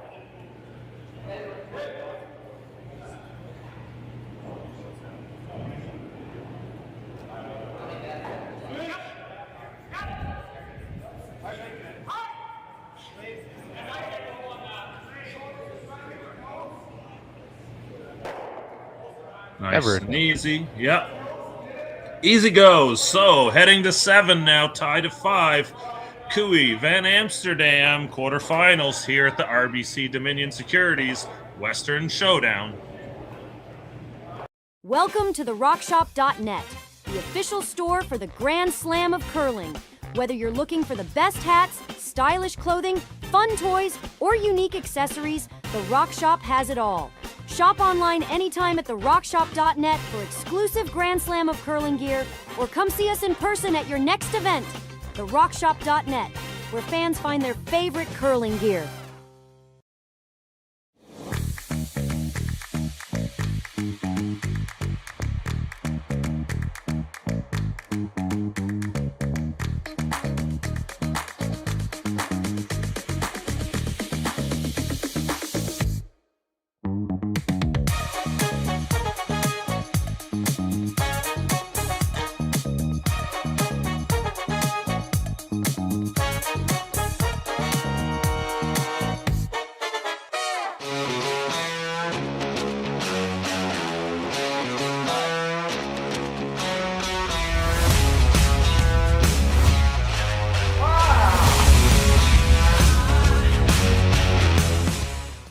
Developed over a decade in collaboration with the finest ice makers this side of the Atlantic, the Pebblehead PB5 is nothing short of a triumph of sophistication and craftsmanship. Weighing less than half its lumbering copper predecessors, yet boasting tenfold their durability, the PB5 delivers perfect, consistent ice, time after time. The PB5 by Pebbleheads.com, the apex of ice-making ingenuity for the roaring game of curling. Mostly because... And we are back, and I need to reset the camera. I am doing way too many things at once here. All right. Oh, we appreciate the hard work, Jerry. The viewers, they have no idea how much stuff is going on back here. And to top it off, we're trying to keep you entertained with our voices. So much fun. You know what? We would love to hear where everyone's watching from in the chat. We got, holy smokes, 800 and something people watching, 737 right now, I think. So really awesome. Thanks to everyone for tuning in this weekend, for liking the channel, for sharing the videos especially. That's the most important one. If you could, share this to your Facebook or to your Twitter or your Instagram or any of these things, cut highlights. We love it when you clip highlights from our stuff. Like, teams who do this stuff are awesome promoters of what we're trying to put out there for everyone. So, the whole point of putting this on YouTube for, quote, free is so that, we don't have to charge subscriptions for it. Right? Like, the alternative is, it's going to cost you money because it costs money to make these things happen. So, we need your help as fans who love free coverage of curling to help us promote this free coverage of curling. So anything you can do to help make that happen. These productions are put on from from the living room of my house in London, Ontario. It's a small business. We grind every weekend to do this. And, we got people like you, Ryan, who we can give a gig job to. We pay a little bit and bring you on board, and you do a little bit of commentary and some production, and, it's a bit of a part-time job for you. I feel like this is better than driving an Uber, to be honest. Yep. I agree. I'd rather not just extract the value out of my vehicle slowly. Yeah, so there's these kinds of opportunities, and the way gig economy works now, it's really flexible for people to pick this up, and we've got a great team of people that work with us, and we really appreciate the fact that they're definitely underpaid for what you guys do. So. But we appreciate all the opportunities and everything you've done for curling, Jerry, over the years with Curling Zone and now Curling Stadium.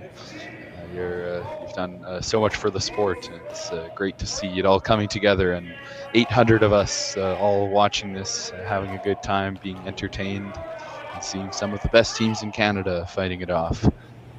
Yeah, absolutely. Like, I think there's opportunity here. There's value in the advertising and the commercial time, and we're working on figuring out ways to put a value on that time. Like that RBC Dominion Securities Wealth Management logo in the back there, that's on the screen for a lot of people right now. We got 750 of, our very best friends watching along right now. And, that's a sponsor who has greatly supported curling for us here. And so, this is something we can try to figure out creates value for the sport, so that Chris Heichert and the Swift Current Curling Club can build events like this that can bring teams to town, and then they sell tickets in the facility for fans to come watch. It's all about building value out of this. And then, if we can figure out how to, give these sponsors good value, then, everybody benefits, the teams as well. Like Cooey sponsors. Of course, the viewers getting good value out of these high quality streams. Absolutely. Free. That's it. You don't have to pay for this. You can watch it on your TV, most people. And, this is for the B circuit. These are the events where everybody's grinding it out, trying to make enough points to get to the Grand Slams. And, this is where you figure it out. And Cooey's kind of fallen into this world, and they're trying to figure out how to get back into the Grand Slams and find that right magic again. And, of course, you got Van Amsterdam, who I think has played himself into the Grand Slams this year. And... did it in events like this. So, these are important events for the tour. And if, to build these, Swift Current was a little bit of a, Field of Dreams model. This has been our best facility to, in how it's all been executed. Right? Like, it was a club with nothing being really hosted there. Chris Heichert wanted to bring events to town. And so we, let's put Curling Stadium in, let's start some events, let's find some sponsors, let's build it all up from there. And, Chris and the Curling Club recently won a tourism award in Swift Current for bringing that's events awesome. I to didn't town. know about that. They did a phenomenal job this weekend. The hospitality was fantastic. Had a very fun banquet on Friday night as well, where I got all the way to the final of the hot shots, and I missed my draw to the 8-foot. Almost went home with a fridge full of beer. Almost. Wow. So you were the other guy that didn't get in the photo. I think I saw the photo of the guy who won. Yep. It was tragic. No, but this has been a fantastic event, and we'll be looking to come back next year, or maybe even later this season. I'm sure they'll be hosting some more events, as we've seen in March and April. Yeah, we'll see what the schedule works out to. I think, the second half schedule definitely has to be finalized right now. Mm-hmm. We might have to move events to a different club, but for Swift Current as a host, they do a bunch of great events for us. So it's always great to work with Chris. And the part you were talking about, I want to add to that, is the behind the scenes and what makes it fun for the team still to show up, right?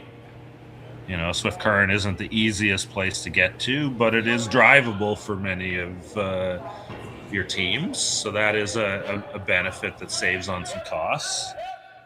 And, for the teams who do have to fly, it's, there are costs that come into it. So you got to have more than just the dollars and the points to show up in towns like this sometimes.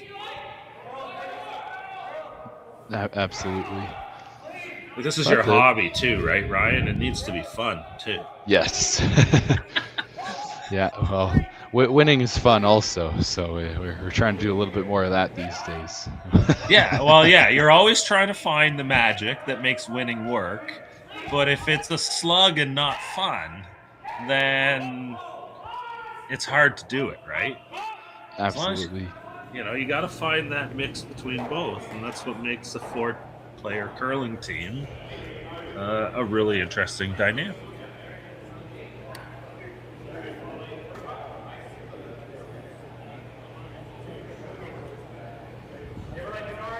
All right. So quite the end we've got brewing here. It's fairly simple, which Kui would not normally like. He really wants to avoid a blank here, but he's been keeping his rocks separated enough and behind cover that it looks like he's going to come out of this all right. I don't think this is a terrible position for Team Van Amsterdam, though, either. Yeah. Like, would you ever consider playing a nose hit on the high red? Sit top 8, second shot. Sit second shot. And then, now, again, here's where you start thinking about patient aggression, right? Like, this might be too passive. This might be a play that gets you forced to 1.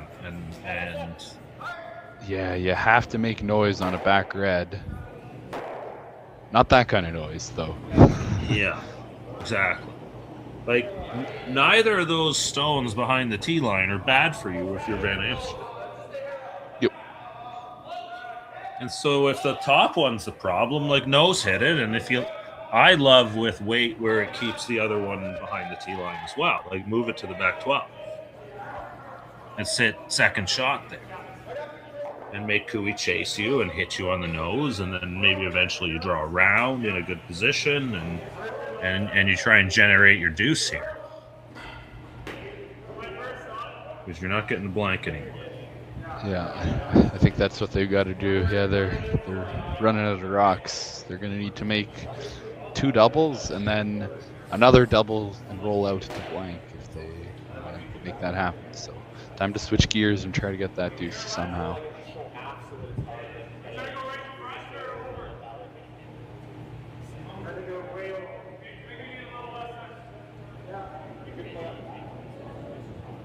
If you're Kui, Kevin, what are you doing here? Yeah, it's either splitting the house like they're doing here, though they're really trying to go wide. You're almost running out of room in the rings, or you just guard that top 8 rock that Team Van Amsterdam would be keen to hit.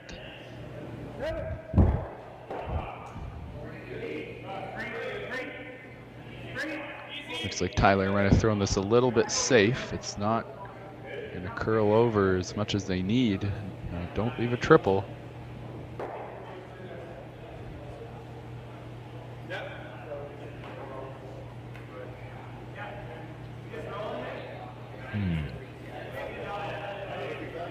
Very interesting. I don't think it hurts anything, and it does definitely make it a little bit more complicated. But again, not a dangerous stone for Van Amsterdam, realistically. Yeah. So now, how do you use what you got here right now to score 2? Yeah, I like the idea that they were looking at. I didn't quite see what they settled on, but just kind of rolling into the side of that pile, or at least in front of the back 4 red. Jason Ginter with the shot.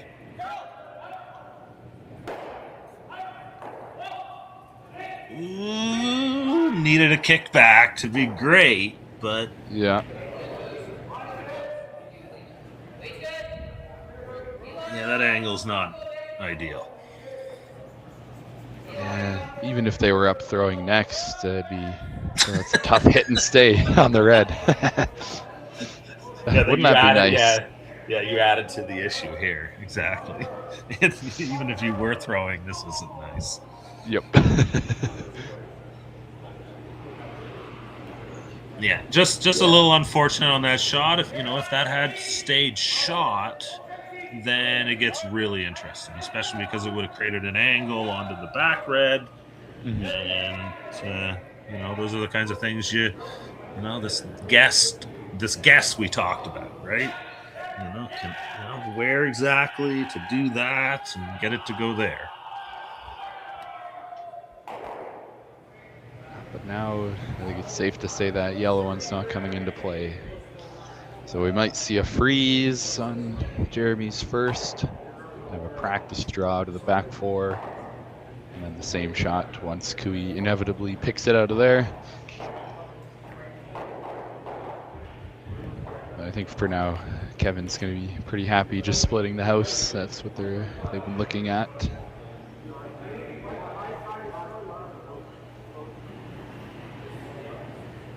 And Kevin has to make sure he prevents an easy double of some sort.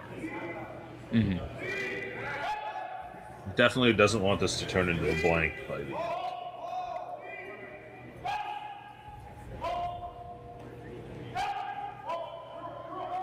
So there still has to be some careful consideration as to where these rocks go.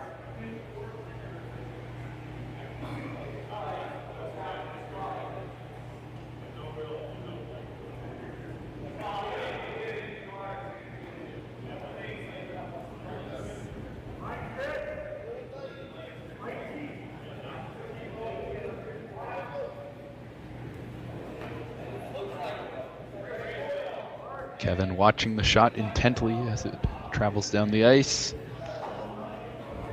They're dragging it, trying to get to sit 3.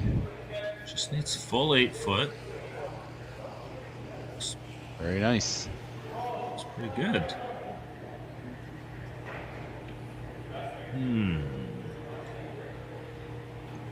You know what? Another foot deeper would have been ideal because there is the hit and roll to disturb the situation over on the other side. Yeah, that would be quite something. You gotta really fire this one. Yeah, you don't need to remove the red, but if you ever could get that red at least to the nose of the yellow, maybe you make things really interesting. Right? Because then you get some angles there. You'd be second shot over there and fourth shot, I think, probably. Yeah, probably fourth. But you got to change that angle. You got to disturb that untenable situation. Yes.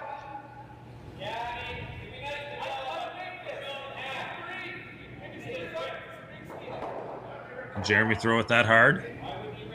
Oh yeah, he really threw it hard on the blank last end. Here we go. Here we go, Jeremy Hardy. Looking for the that's not so good. He might have thrown it a little bit too hard on that one. Usually he's quite a bit closer on those. Had he made contact with that red stone that thin, he might have hit the back one and spun up and made a ridiculous triple. Yeah. Like paper, top it, and come back up. But man, he was so close to like the greatest shot that I've probably ever seen. Yeah. Still, it's a 0, unfortunately. Oh my goodness. Yeah, close doesn't cut it. You know what? Those are the chances you got to take because you know what? That miss doesn't really risk giving up a steal here. He should still have the 4 foot for his point. He's got a little bit of backing even. He should be able to make it. Kui's going to make this shot as hard as possible, but worth the risk there for Hardy, and let's see what Kui was going to leave him with.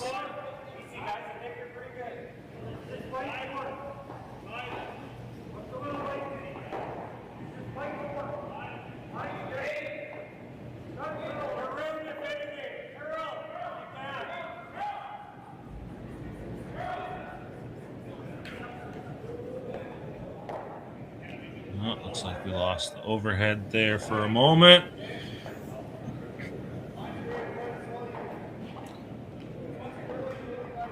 There you go.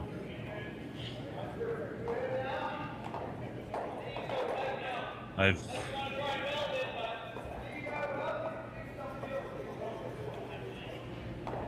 got that home camera too, Ryan.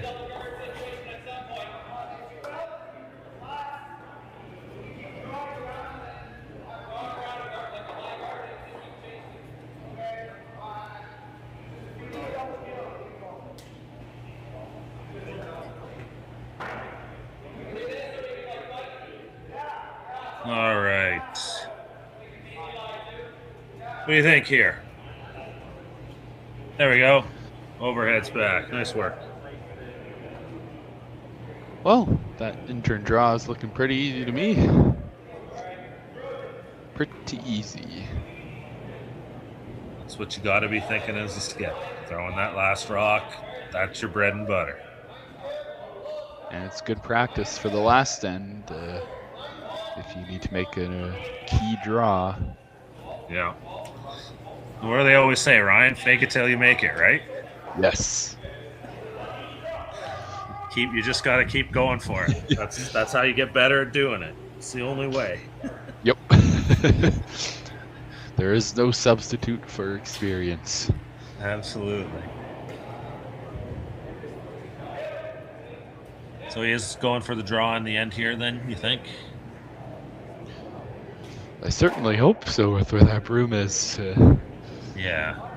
Yeah, seems like it's the draw. He's got some room there for error. Like, a little rub off the front is not, could still stick around in the 4.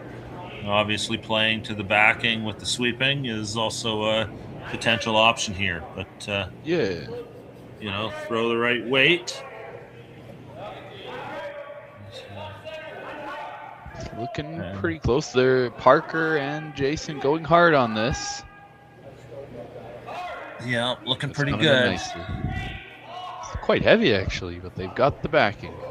Yeah, you kind of you figure out where you're at with the sweeping and then finish the shot, right? You got a window of spaces to be, and Jeremy Hardy is into the 4-foot for a point. Van Amsterdam leads 6-5, headed to the final end. The classic battle scenario. Kui down 1 with hammer, needing 2 to win here. Quarterfinals at the RBC Dominion Securities Western Showdown.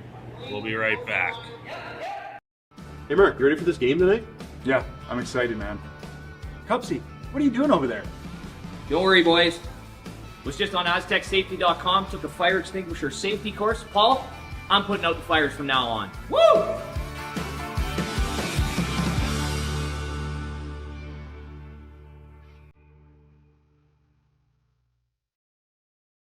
So with the impact to my business and income, will this delay my retirement? I know you're worried, Marshall, but based on the original plan we came up with, you're only about 6 months behind. I thought it would be years, not months. You should feel good. Remember, you've got a plan. Thanks. With change comes questions. See the impact of your money decisions before you make them with RBC Wealth Plan. Welcome to the RockShop.net, the official store for the Grand Slam of curling. Whether you're looking for the best hats, stylish clothing, fun toys, or unique accessories, the Rock Shop has it all. Shop online anytime at therockshop.net for exclusive Grand Slam of curling gear, or come see us in person at your next event. Therockshop.net, where fans find their favorite curling gear.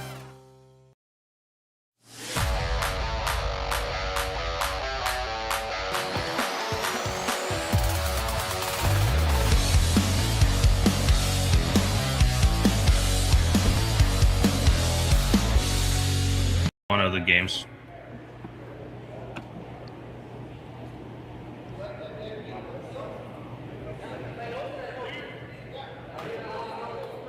And we are back here.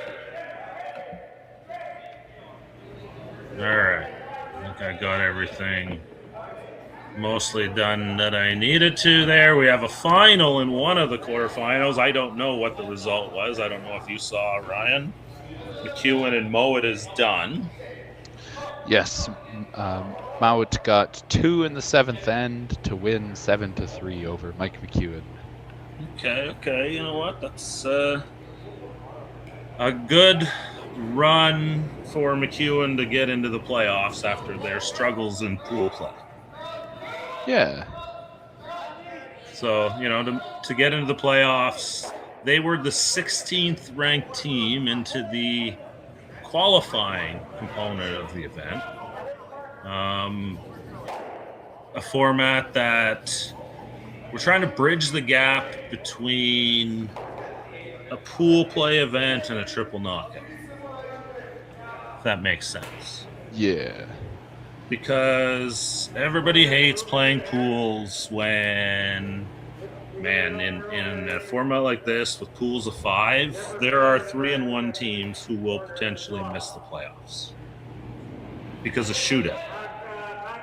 If we don't have a tiebreaker round, it comes down to shootout, and then you don't have enough playoff spots. And you as an event organizer, you really hate sending teams home with nothing for 1 loss. Yep. It sucks, and for the team, the one who has to go through it, you played good enough to make the playoffs. So, you really want to avoid that. So, doing pools is a way to control the number of games, because a lot of teams playing this weekend are going to the Grand Slam event next weekend in Saskatchewan and Martinsville. So the Tier 2 event is playing in Martinsville next weekend. So there's 32 of the best teams in the world playing in Saskatchewan next week, and a bunch of them are here. And doing a triple knockout is a ton more games, but also there's potential to send teams away with having played 10 games on the weekend. And, this is not the event they're coming to be the professionals at. There's not enough money here to waste all your effort on this tournament.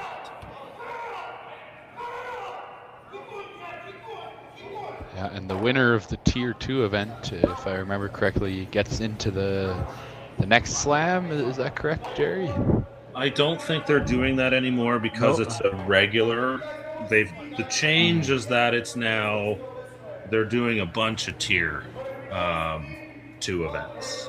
So they're investing in having something in the community that's Tier 2 that teams can play in. There's very good prize money. Like, I think it's something still around a $50,000 prize purse, and there are no other events where you play for $50,000 where the top 16 teams are not in that tournament. Right? So it's a juicy tournament for anybody who's invited to it. Because the tournaments of that value that, teams like yourself play for usually have some really good teams in them. Right? The teams some Grand Slam teams. So this is an opportunity, so it's great to see more of those events in the markets. There was one in London this year. They did a U25, U15 event in Beaumont that we did the streaming for.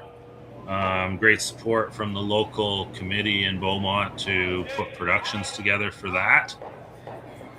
And then we've got Martinsville next week, which is a curling stadium facility, and we'll be streaming the Tier 2 there too. So we've put together a production schedule for that, and the plan is to put that all out on YouTube. And maybe Ryan, I can't remember if you're playing in the event because I don't put all the names in anymore, but unfortunately not. Yeah, that's too bad. I know. Yeah, I know you guys are in the mix for this, and you've been to a slam before, correct? Yes, we won Red Deer a few years ago and got invited to the Champions Cup. That's right. So you've had the taste of it a little bit. Yeah. Yeah, gave up 5 in the first end when we played Jacobs. They loaded up the house, and boy, they made those angles and freezes perfectly. Welcome to the show, kid. Yeah. But we did end up beating Carson Sturmey. That felt good. Nice. Yeah, it's always an experience for teams. It's one of the things that you now play for, right? Like, you know, your people of your parents' age and grandparents' age were chasing the Brier and the Scotties, and then the Olympics came on board for you know, teams, and now the Grand Slams are a big component of that too. And you know, the growth of Rock League, which is exciting to see. The announcement is coming this week about what it's all supposed to be, I think. Yeah, that should be very interesting. Yeah, I think I heard Monday or maybe Tuesday. I could be wrong. Yeah, it's all tied to the Grand Slam next week in Saskatoon at the Merlish Belcher Center. That's how you say that. It's going to be exciting to see the best teams back in action after their, you know, Europeans, World, and then the Olympic trials layoffs, right? Yeah. It's a little bit of a hangover effect here, and then the Christmas break and play down start for everybody. Everybody's got to regroup for second season. Exactly. That's a good way of putting it.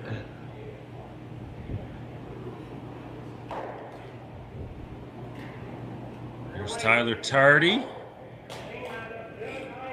All right, so the job of Team Cooey is score 2 here.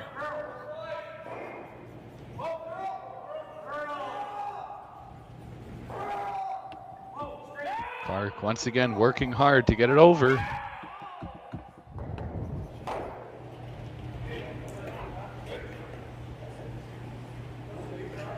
Oh, caught in between. They would have loved to line it up, or at least bounce off and leave the slash. This is trouble. Always got that in off though. Well, both in offs.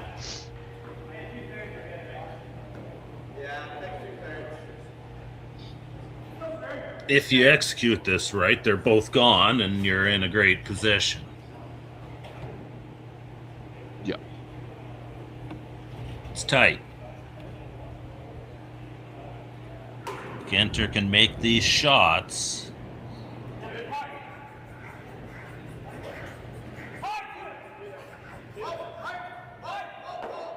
It's tight to the guard. It's looking good.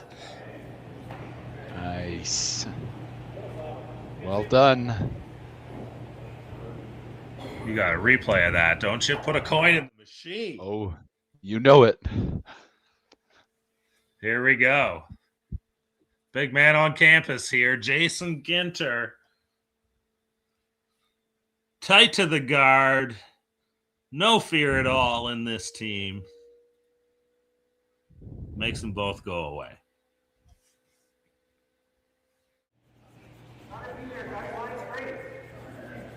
All right, we're back. Cooey can't stop now.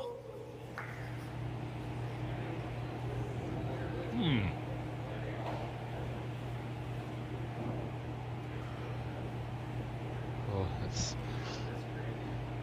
an unfortunate result.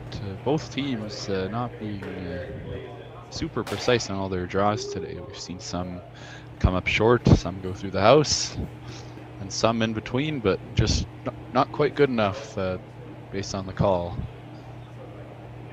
Yeah.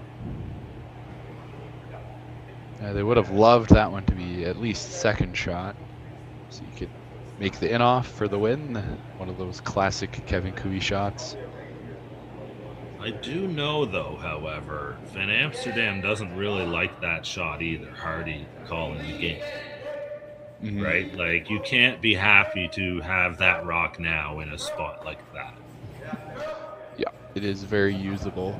You can see enough past the guard to tap it up or do a soft weight run back. Yeah, Cooey still has 2 in his back pocket yet. Those are the points he needs to score to win the game.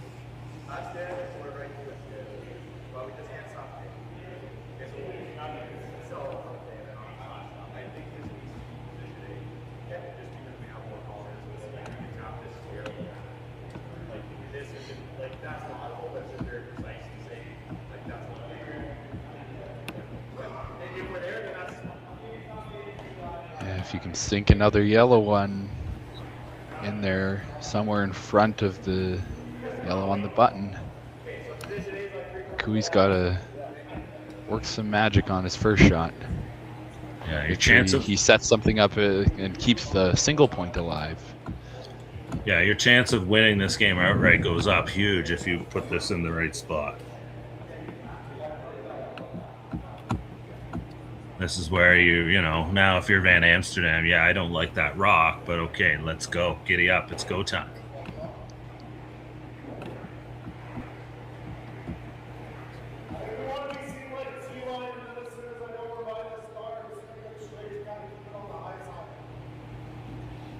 All right, here we go. Jeremy Hardy throwing 4 stones this week. Skip. Team Van Amsterdam. Down the last 2 stones here. Quarterfinals.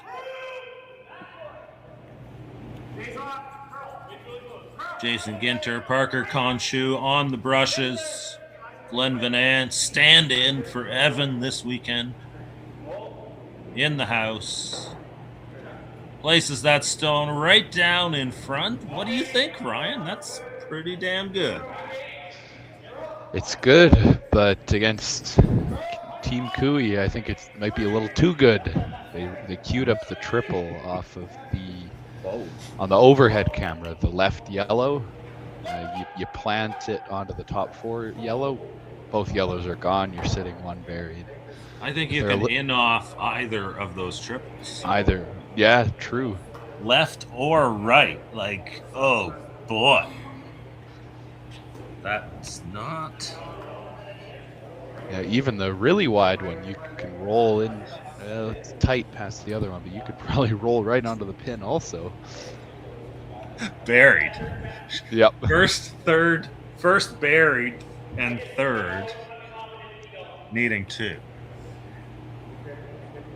Yeah, I know they were talking about putting that yellow top 8 so that it choked off the run back on the top 12 red and also the path going down to that yellow. Yeah, this is the fear Kevin Kui puts into teams. Yeah. It is a knee knocker to beat this guy. Or rarely is it not a knee knocker, I should say. Yep. So normally, at almost any level, you'd be pretty happy to put a rock top button buried. But let's see if Kevin Kui has anything to say about this position.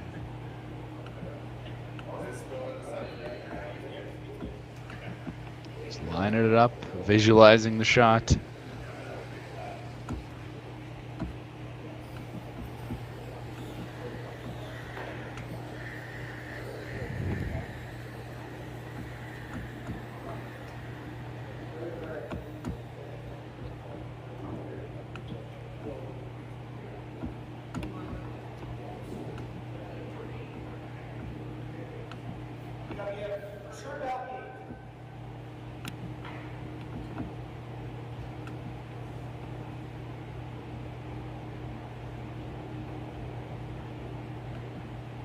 Oh, the big back swing, and here comes Kevin. Playing the out turn. Which one are we going to get here, Ryan? Oh, he's got to go for a piece. Oh! So close. So close to making all 3 of them fly. Yeah. It's a lot better than it was. Better than it was. I think he's still got a chance to score 1 to get to an extra end here. But you know what? Sometimes you got to push your chips all in, and that time it didn't work.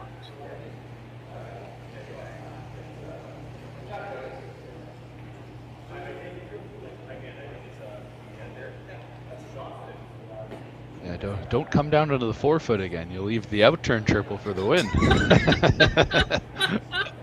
Don't do it. Don't you dare. This is Jeremy going back to the hack. Don't be deep. Don't be deep. Don't be deep. Yep. Don't be deep. Don't be deep. You slide heavy. You deep. Damn. Pretty much. You gotta, yeah. This is where all that sports psychology gobbledygook stuff all comes into play, right? You gotta make sure that you're set and you're ready and you're going to make that shot. Don't do that. Because when you say don't be heavy, your brain hears heavy. Absolutely. So that's what you do, or you do too much. You throw a guard, and Kevin Cooey makes the easier double for 2. So let's see what Jeremy Hardy has here. The guys are on it. Follow the line.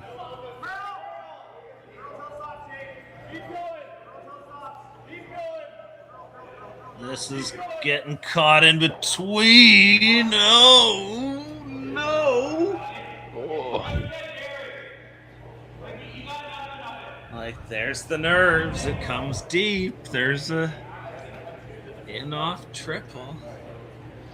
Yeah, if he wants to take it on, this like how you were talking about earlier, Jerry. This is where you have to talk about the odds. Like, what are the odds of us winning in the extra end? What are the odds of me making the triple versus just drawing to the button or a little tap and roll to the button? So a big question here comes into play. Has Van Amsterdam had some success against Cooey before? Have they won? This was the final of last year's Alberta Boston Pizza Cup. And, Cooey ended up winning that. So, this is a rivalry game for Van Amsterdam for sure. This is the underdog, the kids coming up. You got to go through the big dog if you want to be the champion. Yep. So these games are always fun to see on tour, right? We don't see a lot of the season with what goes on, and it's always fun to be able to cover events like this where Kevin Cooey and Team Van Amsterdam are dropping into a random curling club in a town of like 25,000 people in the middle of the prairies and the minus 20s in the middle of winter to do this.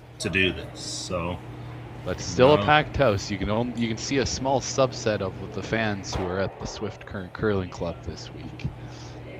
There's been a great show of support from everyone in Swift Current and the surrounding area.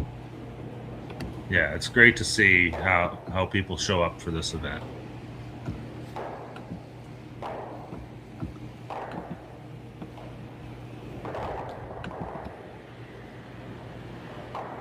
All right, Kevin Cooey, last rock here. Does he have a little more magic? In, off. Oh! You could not miss that any closer either way. Wow. Goodness gracious, what a great try. He hit a tiny piece of that rock. So close. Just needed a tiny whisker more. Hit the top one, catch the back one, scored 2, but Van Amsterdam holds on for the win. It was some more points, I think, to the young they guys. got another 1 point, yeah. The young guys keep showing some mettle. Anyways, we're going to get out of here. We've got mixed double Super Series coverage from this weekend. We're going to kick you over to. I hope you stick around and enjoy. For Ryan Jakes on the buttons, I'm Jerry Gertz, cameras and commentary. Thanks again for tuning in. We'll be back with the semifinals shortly from Swift Current. Thanks again.